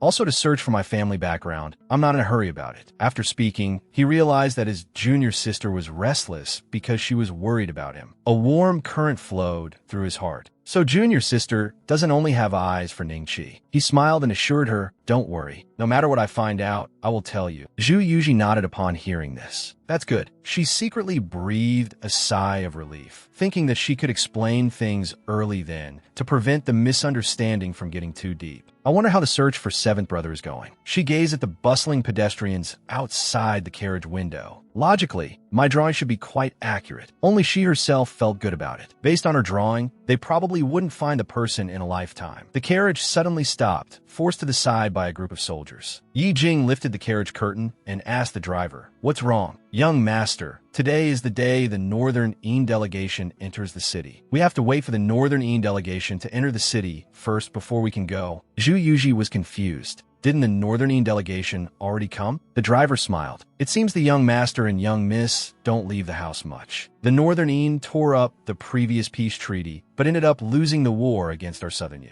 They dejectedly sent a seventh prince over to be a hostage. I think his name is Ning Huaiming or something. This news is spread everywhere. Look, the Northern Ean delegation is here. The one leading them was the seventh prince of Northern Ean, Ning Huaiming, dressed in purple and riding a white horse. The young man's tall and straight posture and handsome face attracted many people to comment. Zhu Yuji even shouted out, "Seventh brother!" Only now did she know the true identity of the seventh brother who had accompanied her for several years. Since they parted on the day of the assassination, her eldest senior brother had been constantly nagging in her ear that Ming-Chi was not a good person and that she shouldn't play with him. But all went in one ear and out the other for Zhu Yuji. In her memory, she had shared a bond of fleeing disaster with Ning-Chi since birth, and they later spent 3 years together in Medicine King Valley. Although Ming-Chi had a cold personality, he had risked his life to save her at a critical moment. She would never believe that Ming-Chi was a bad person. His departure without a word must have been because something happened at home. Today, on the way back to the capital, they ran into the Northern Ean delegation. Wasn't the purple-clad youth on the white horse the missing Ning-Chi? Zhu Yuji ignored her eldest senior brother's attempts to stop her, and with tears in her eyes, she ran off the carriage straight towards the delegation. "Seventh brother, why are you here?" But what answered her was the youth's cold voice. "Sorry, you have the wrong person." She had wanted to stage a touching scene of a long-awaited reunion, but upon hearing the youth's words, she froze awkwardly halfway. She carefully sized up the purple-clad youth on the white horse. His expression was extremely indifferent. His hairstyle was different. Heterochromia? Had she really mistaken him for someone else? "I'm sorry. You look a lot like someone I know." Not exactly the same. For example, your hairstyle and eye color are different, but you give me a very familiar feeling." The purple-clad youth replied faintly. Is that so? I once met a mischievous child. The feeling you give off is very similar to him. The delegation saw this scene and hurriedly spoke up to remind him, Seventh Highness, it's time to enter the city. The purple-clad youth glanced at Zhu Yuji. His expression was still faint. I'm leaving now. Goodbye. After speaking, he spurred his horse and left directly. Only then did Zhu Yuji know that the Northern prince everyone was talking about was Ning Huaiming, ranked 7th. Although his hairstyle and eye color were different, his figure and aura were really like 7th brothers. Is he really not him? Ning Huaiming, the 7th prince. Ning Qi, is it really just a coincidence? She looked up and asked Yi Jing, who had caught up, eldest senior brother, do you think there's such a thing as a face-changing technique in this world? Yi Jing looked at her and sighed helplessly. I've told you to read more books and study those medicines less. Now look, you don't even know this is one of Master's secret arts. There's a type of face-changing pill that can alter a person's bone structure. It's just that the process of changing one's bone structure is extremely painful. Without an antidote, the appearance can remain changed forever. As far as I know, the only person who can make this kind of pill is Master. Zhu Yuji, feeling she was in the wrong, gave a thumbs up. This medicine is awesome, isn't it? One pill can actually perform plastic surgery. Master is amazing. She glanced at the Northern delegation one more time. If Ning Qi really is Ning Huaiming, then why did he pretend not to know me? What's he trying to do by putting on this act? Forget it. I can't figure it out. What if they really aren't the same person? Eldest senior brother, let's go. My mother is still waiting for me. On the other side, Lu Ruyan was indeed getting a little anxious. Why isn't little 5 back yet? Could something have happened? Her personal maid quickly comforted her. Your Highness, don't worry. We have our secret agents along the way. Mississippi, we'll be fine. Just then, a loud, childish voice exploded by her ear. Mother, a cannonball-like figure rushed into her arms. Mother and daughter, separated for 3 years, were finally close again. All worries consciously retreated, leaving only joyous laughter. Little 5, your mother was just talking about you.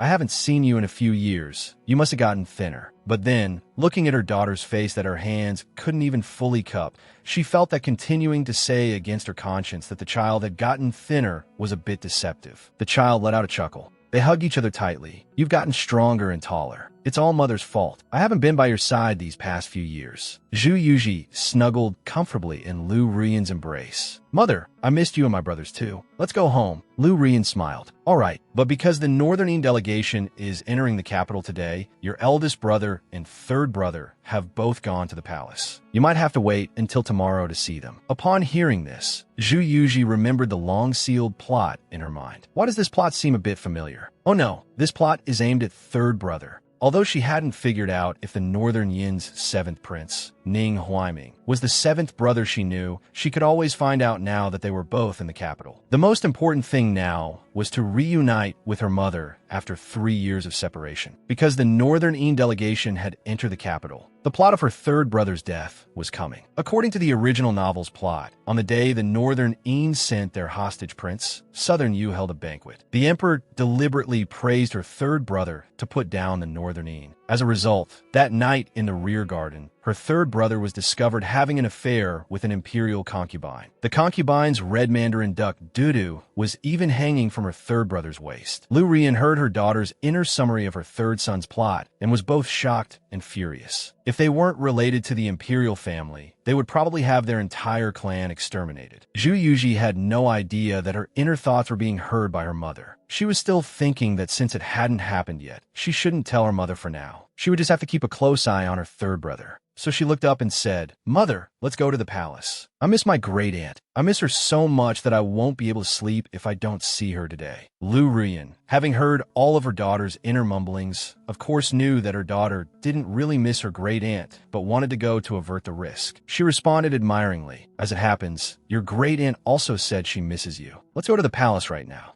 Just as they agreed, Yi Jing, who had been standing a step away, slowly walked forward. Zhu Yuji was suddenly a little embarrassed. She had almost forgotten that she had brought her eldest senior brother back with her. She hurriedly took Yi Jing's hand and introduced them to each other. Mother, this is my eldest senior brother, Yi Jing. Eldest senior brother is very, very good to me. Eldest senior brother, this is my mother, Princess Consort Onping. Yi Jing cupped his hands in a salute. This commoner, Yi Jing, greets your highness. I didn't expect little Wu to be the princess consort's daughter. Lu Rian looked at the gentle and refined Yi Jing, slightly dazed. This child's face is so familiar, as if I've seen it somewhere before. I just can't recall it for the moment. She didn't dwell on it and smiled. Young Master Yi, you are little Wu's senior brother. Calling me princess consort is too formal. Just call me Annie Lu. I'm taking little Wu to see her aunt now. You can follow my guard, be you, back to the mansion first. Yi Jing glanced at Zhu Yuji. Seeing his junior sister nod at him, he agreed. On the way to the imperial palace, Zhu Yuji asked Lu Ruyan, Mother, that how has third brother been doing in the military camp these past few years? Lu Ruyan replied, he has been tempered into a proper man. But Mother is in the mansion all day and knows very little. You'll know when you see him in a bit. Hearing this, Zhu Yuji's already uneasy heart grew even more anxious. According to her mother, third brother probably wouldn't be as audacious a lecher as he used to be. But the plot was now back on track. What if third brother still couldn't resist the plot? That would be a real disaster. As she thought about it, she fell asleep to the rocking of the carriage. The next second, she heard a cold shout, "Get off me." Zhu Yuji opened her eyes, somewhat bewildered, to find herself lying in the arms of a strange man. And this handsome man was scolding her with eyes full of disgust. If Schwer hadn't pleaded for you, do you think I would have saved you? Zhu Yuji ignored the man's words. Instead, in the reflection in his eyes, she saw that she was in her adult form. It had been a long time since she had seen herself like this. It seemed she was dreaming again. The man, seeing her not moving, got angry. Are you getting up or not? Zhu Yuji blinked blankly. Who are you? She moved her arms and legs. Just then, a mammy came over to help her up. Your Highness, the princess, are you all right? You scared this servant to death. Zhu Yuji was even more confused. Your Highness, the princess? Are you talking about me? I'm a princess? She felt delighted inside. It really is a dream. I can imagine anything. Before she could be happy for long, the man pointed at her and raged. Zhu Yuji, what are you pretending for? Schwer already told me everything. You tried to push her into the lake, but she dodged, and that's why you fell into the lake. Zhu Yuji cleaned her ear. Who's pretending? Who's Schwer? I was just sleeping in my mother's arms. Her voice came to an abrupt halt when she saw a beautiful young woman. So this is that Schwer. Damn, so big. What impressive figure. What did she eat to grow like that? The woman felt a bit creeped out by the stare. She said weakly to Princess Fuan, why are you looking at this servant girl like that? Zhu Yuji coughed lightly. I was just looking at how white your clothes are. The man was very displeased that Zhu Yuji was changing the subject. He insisted on an answer. Zhu Yuji, Schwer is standing right here. What else do you have to say? The woman immediately put on her innocent act. Your Highness, the Crown Prince, it's all Schwerter's fault. Please don't blame Princess Fuan.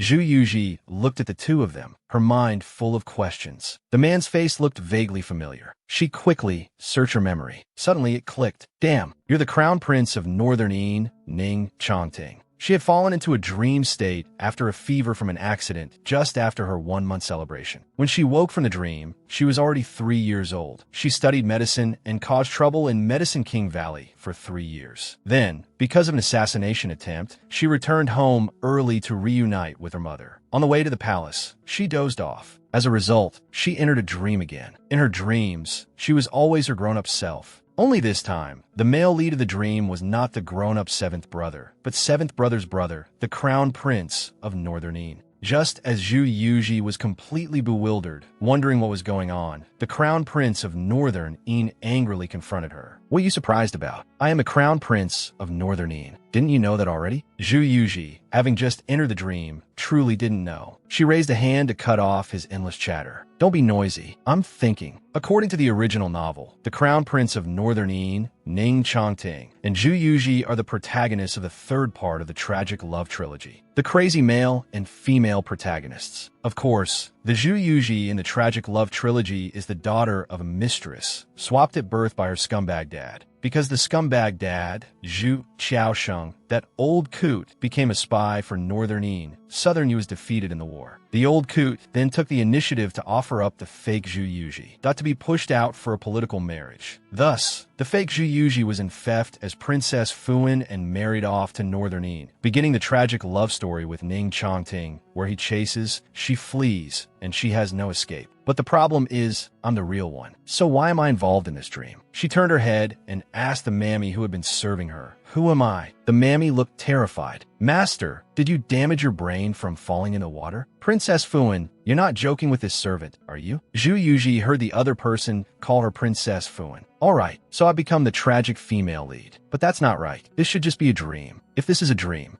then that busty woman." She immediately looked up. "Then you must be the crown prince's white moonlight, Zhou Qingxue." Zhou Qingxue started her act again, putting in a bad word. "Princess Fuan, the crown prince is indeed very good to me, but I've never had any improper thoughts." After confirming the other person was Zhou Qingxue, she decisively cut off her meaningless words. "Stop. Shut up. I need to think. The current situation should be this." Zhou Qingxue heard that the crown prince was going to marry Princess Fuan, had a huge burst of jealousy, and pushed Princess Fuan into the lake. When the crown prince arrived, she acted like a green tea bitch, pretending to be weak, and said Princess Fuan jumped in herself. That's not right. If this is a dream, would the development stick so closely to the plot? Did I restart the game and transmigrate again? Damn it, heavens, you can't screw me over like this. But if it is a dream, then seventh brother should be nearby too. She quickly looked around, and, sure enough, she spotted the grown-up seventh brother in the crowd at a glance. She remembered her first dream and the rapport she'd built with the grown-up seventh brother by repeatedly getting stabbed in the waist by him. In this strange and absurd dream, seeing a familiar face, she threw all caution to the wind. She happily rushed towards him. "Stab each other, brother." She hugged his arm tightly and exclaimed, "Seeing you here too, I feel like even my livor mortis is fading. You're practically the spot-fading essence that lights up my life. This is great. You only appear in my dreams, which means this is just a dream." The young man she was hugging pushed her away with a look of resistance. "Zhu Yuji, Princess Fuan, do we know each other? I don't believe I have ever offended you.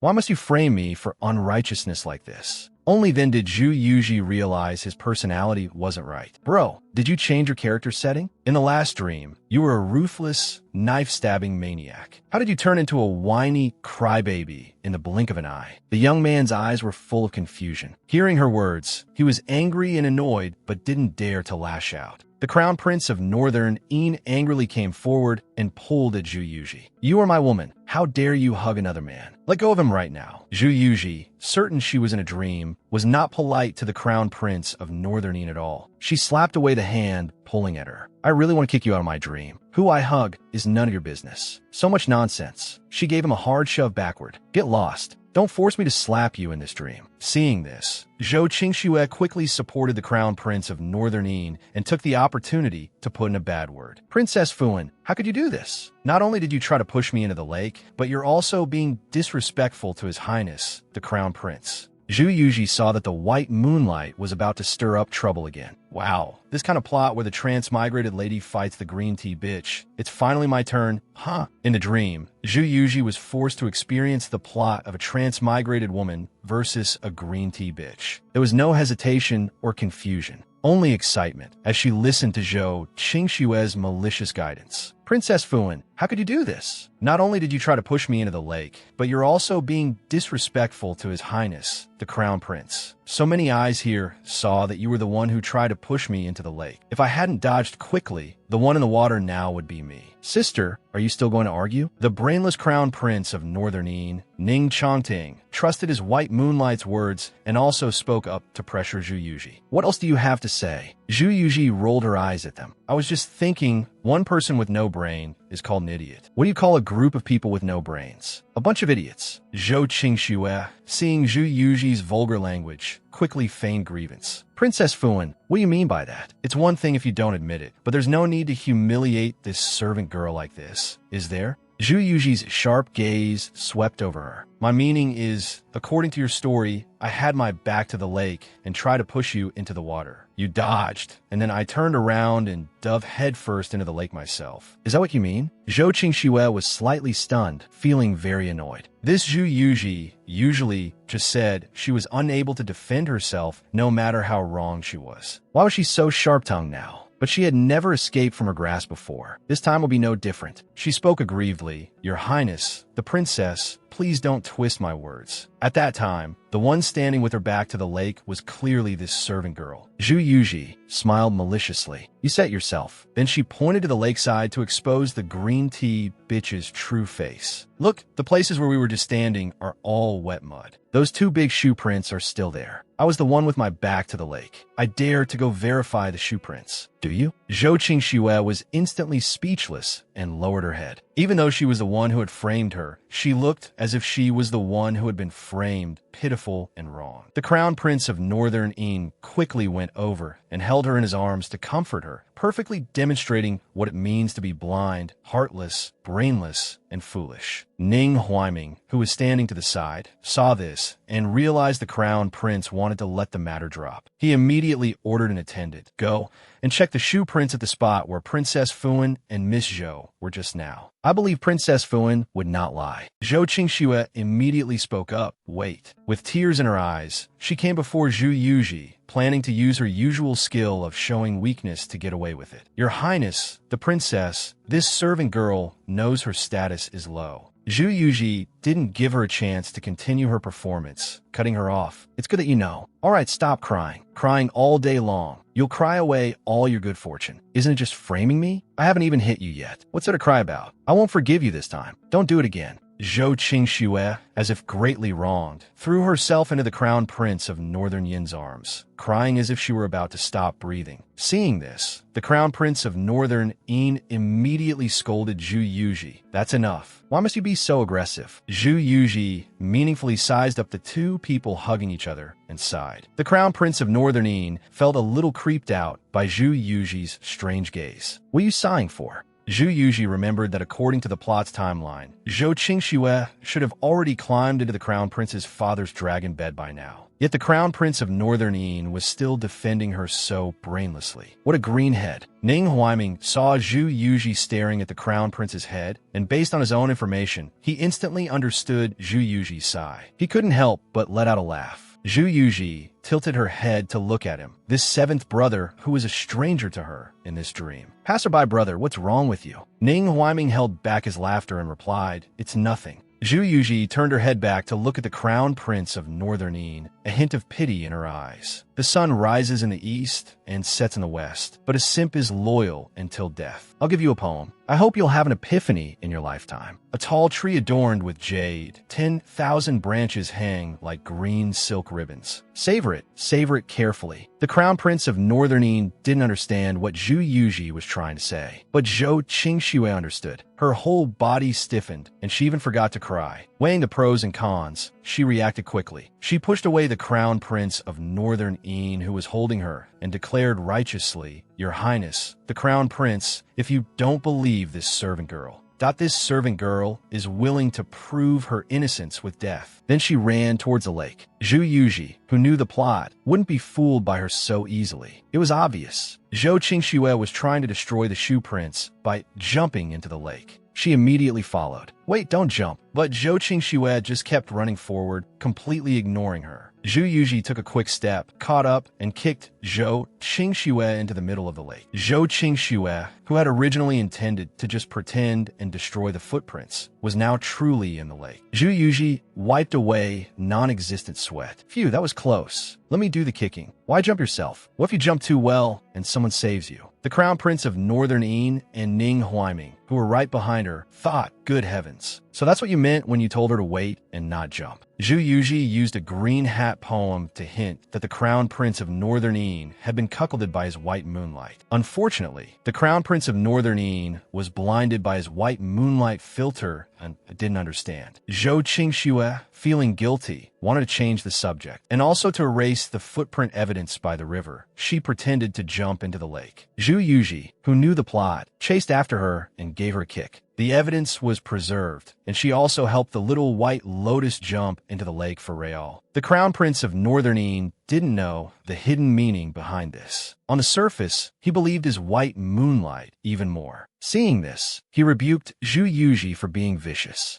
How could? The rest of his words were cut off by Zhou Qingxue's cries for help from the lake. Your Highness, the Crown Prince, save me. Only then did the Crown Prince of Northern Yin remember that his beloved was still in the lake. Without a second thought, he jumped into the lake to save her. But he forgot that he couldn't swim either. After entering the lake, he started flailing around with his beloved, shouting for help. On the shore, Zhu Yuji and Ning Huaiming had serious questions about the crown prince's intelligence. Her mother said not to play with idiots. Zhu Yuji decisively stepped back and let the crown prince's guards go to the rescue. She went to Ning Huaiming's side and rested her head on his shoulder. Although seventh brother didn't recognize her in this dream, and his personality had changed, that sense of security was still there. Besides, although according to the dream setting, she did have the female lead script, she wasn't the female lead. The main role should be left to the actual female lead. She wouldn't practice it for her. It was all a dream anyway. When she woke up, she would still be a baby sleeping next to her mother. If she was still timid and didn't dare to be bold, even in a dream, wouldn't it be a waste? She was immersed in her internal complaints, not noticing that the person she was leaning on had changed his expression several times. All her inner thoughts were heard by him.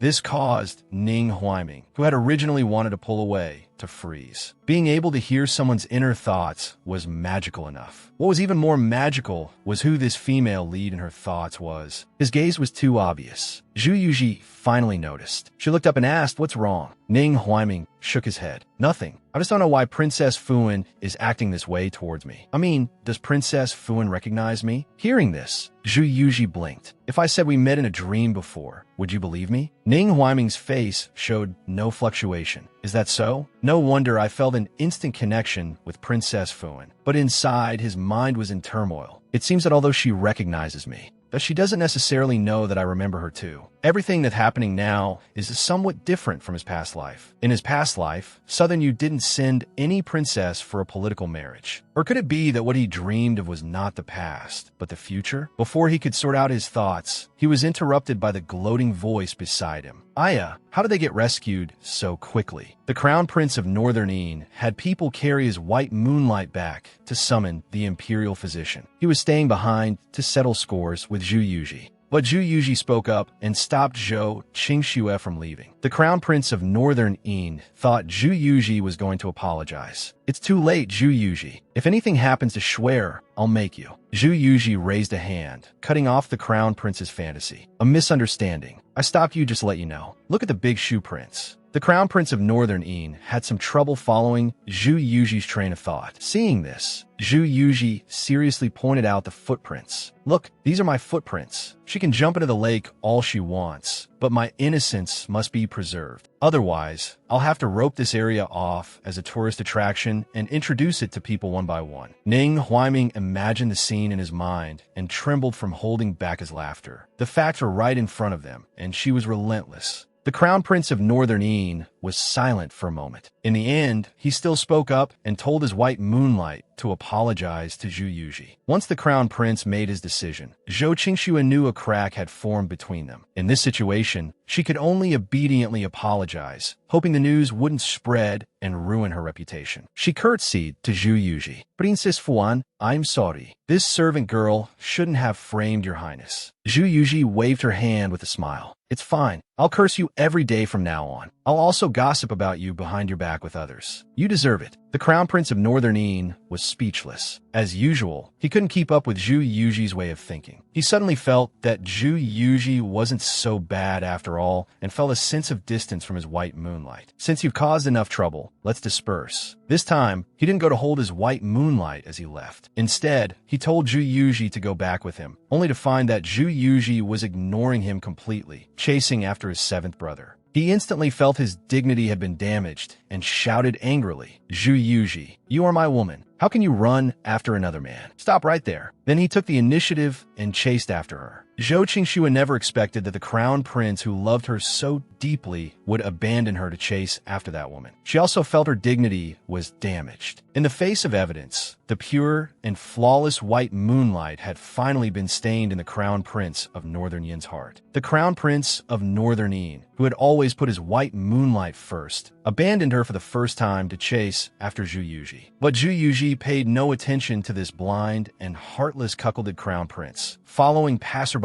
brother all the way. She was just too curious. Why had Ning Qi's personality changed in this dream? And he was acting like he didn't know her. Ning Huaiming, who was in front, really couldn't take it anymore. He stopped and asked, "Your Highness, the princess, why are you chasing me relentlessly? I'm terrified." Zhu Yuji smiled embarrassedly. Well, I feel safe following you. We have a dream-based friendship, after all. I just feel like you're very familiar. Have we met somewhere outside of a dream? Hearing this, Ning Huaiming played dumb. What dream? I don't understand. Zhu Yuji suddenly moved closer, looking up to challenge Ning Huaiming. Really? Her smile was a little sly. Ning Huaiming looked at her magnified, beautiful face, and his heart trembled slightly. She doesn't have improper thoughts about me, does she? The court struggle, the difference in status. It's not appropriate. He averted his eyes and sighed, silently chanting a calming spell to cool himself down. He quickly backed away. Princess, you are still wet. You should hurry back and change your clothes to avoid catching a cold. After saying that, he was about to slip away, but he was stopped by Zhu Yuji, who grabbed his hand. Don't go, passerby brother. Are you pretending not to know me again? Before Ning Huaiming could answer, a rush of hurried footsteps approached. Zhu Yuji's arm was grabbed by the Crown Prince of Northern Yin, who had caught up. What followed was the furious roar of the Crown Prince of Northern Yin. Zhu Yuji, what are you doing? You, a princess for a political marriage, dare to be entangled with another man behind my back. Zhu Yuji turned her head and complained to Ning Huaiming. See, I'm already shamelessly entangling myself with you, and you still want to pretend you don't know me? As a passerby, can't you be a little more self-aware and be more open and honest with an outsider like me? The Crown Prince of Northern Yin saw that Zhu Yuji still hadn't let go of his seventh brother's hand and had said such things. His dignity was greatly provoked. Zhu Yuji, my patience is limited. Don't try to challenge my bottom line again. Zhu Yuji, say something. Zhu Yuji continued to treat the Crown Prince of Northern Yin as heir, staring intently at Ning Huaiming. My patience is also limited. If you try to challenge my bottom line again, I'll just have to move my bottom line back a little further. Passerby brother, you say something. Ning Huaiming's head was buzzing from their argument. Are these two people insane? The Crown Prince of Northern Yin, unable to do anything about Zhu Yuji, had no choice but to direct his anger at Ning Huaiming. Seventh brother, are you trying to steal my woman?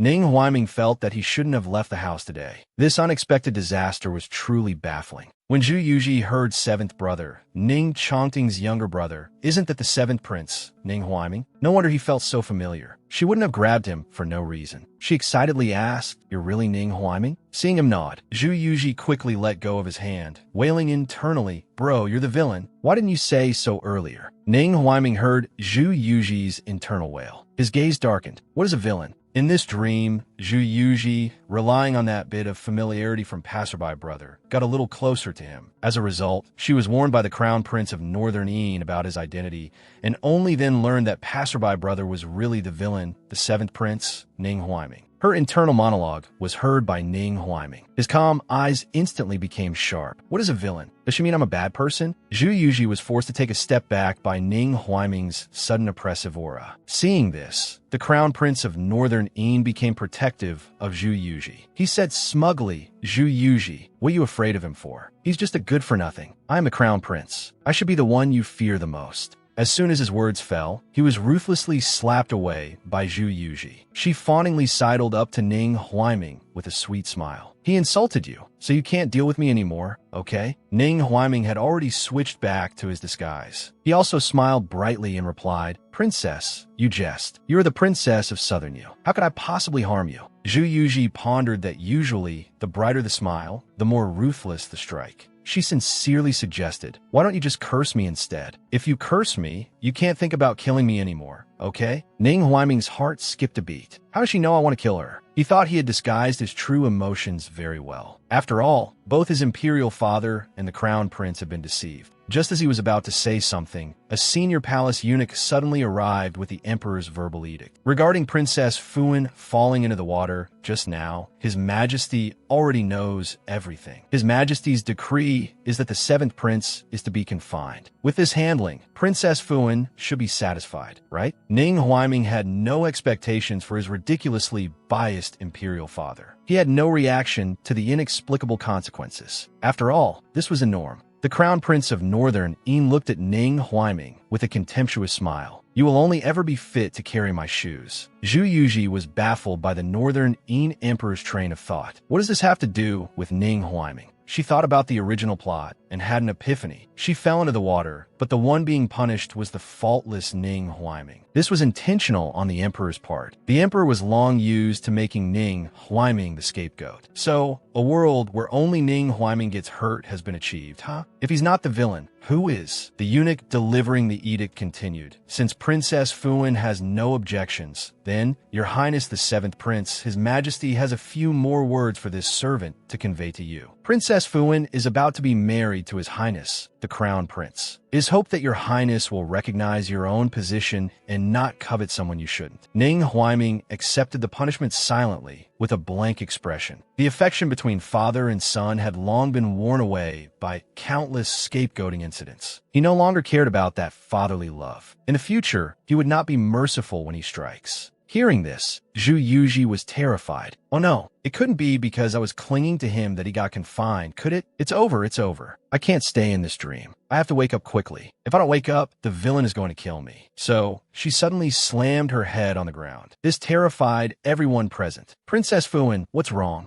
Two young eunuchs quickly helped her up. The large bump on her forehead proved how determined she was. But she opened her eyes to take a peek, and the scene was still the dream. The villain, Ning Huaiming, was still so close to her. Her heart skipped a beat. No way, I still can't wake up? Her head hurt so much, and she felt so dizzy. Her eyes rolled back, and she collapsed. The eunuch delivering the edict saw that she had fainted quite dramatically. He quickly ordered people to carry her back to the palace and summoned the imperial physician to treat her. Ning Huaiming had heard all of Zhu Yuji's inner thoughts before she fainted. He was also puzzled. This Zhu Yuji, where on earth did she find out that he wanted to kill her? After being treated by the imperial physician, Zhu Yuji's injury was not serious. She just needed to rest peacefully. As soon as he left, Zhu Yuji woke up. After all, that fall and faint just now were deliberately done to avoid the villain and come back to figure out how to keep her secrets. But the more she thought about Ning Huaiming's plotline, the stranger it seemed.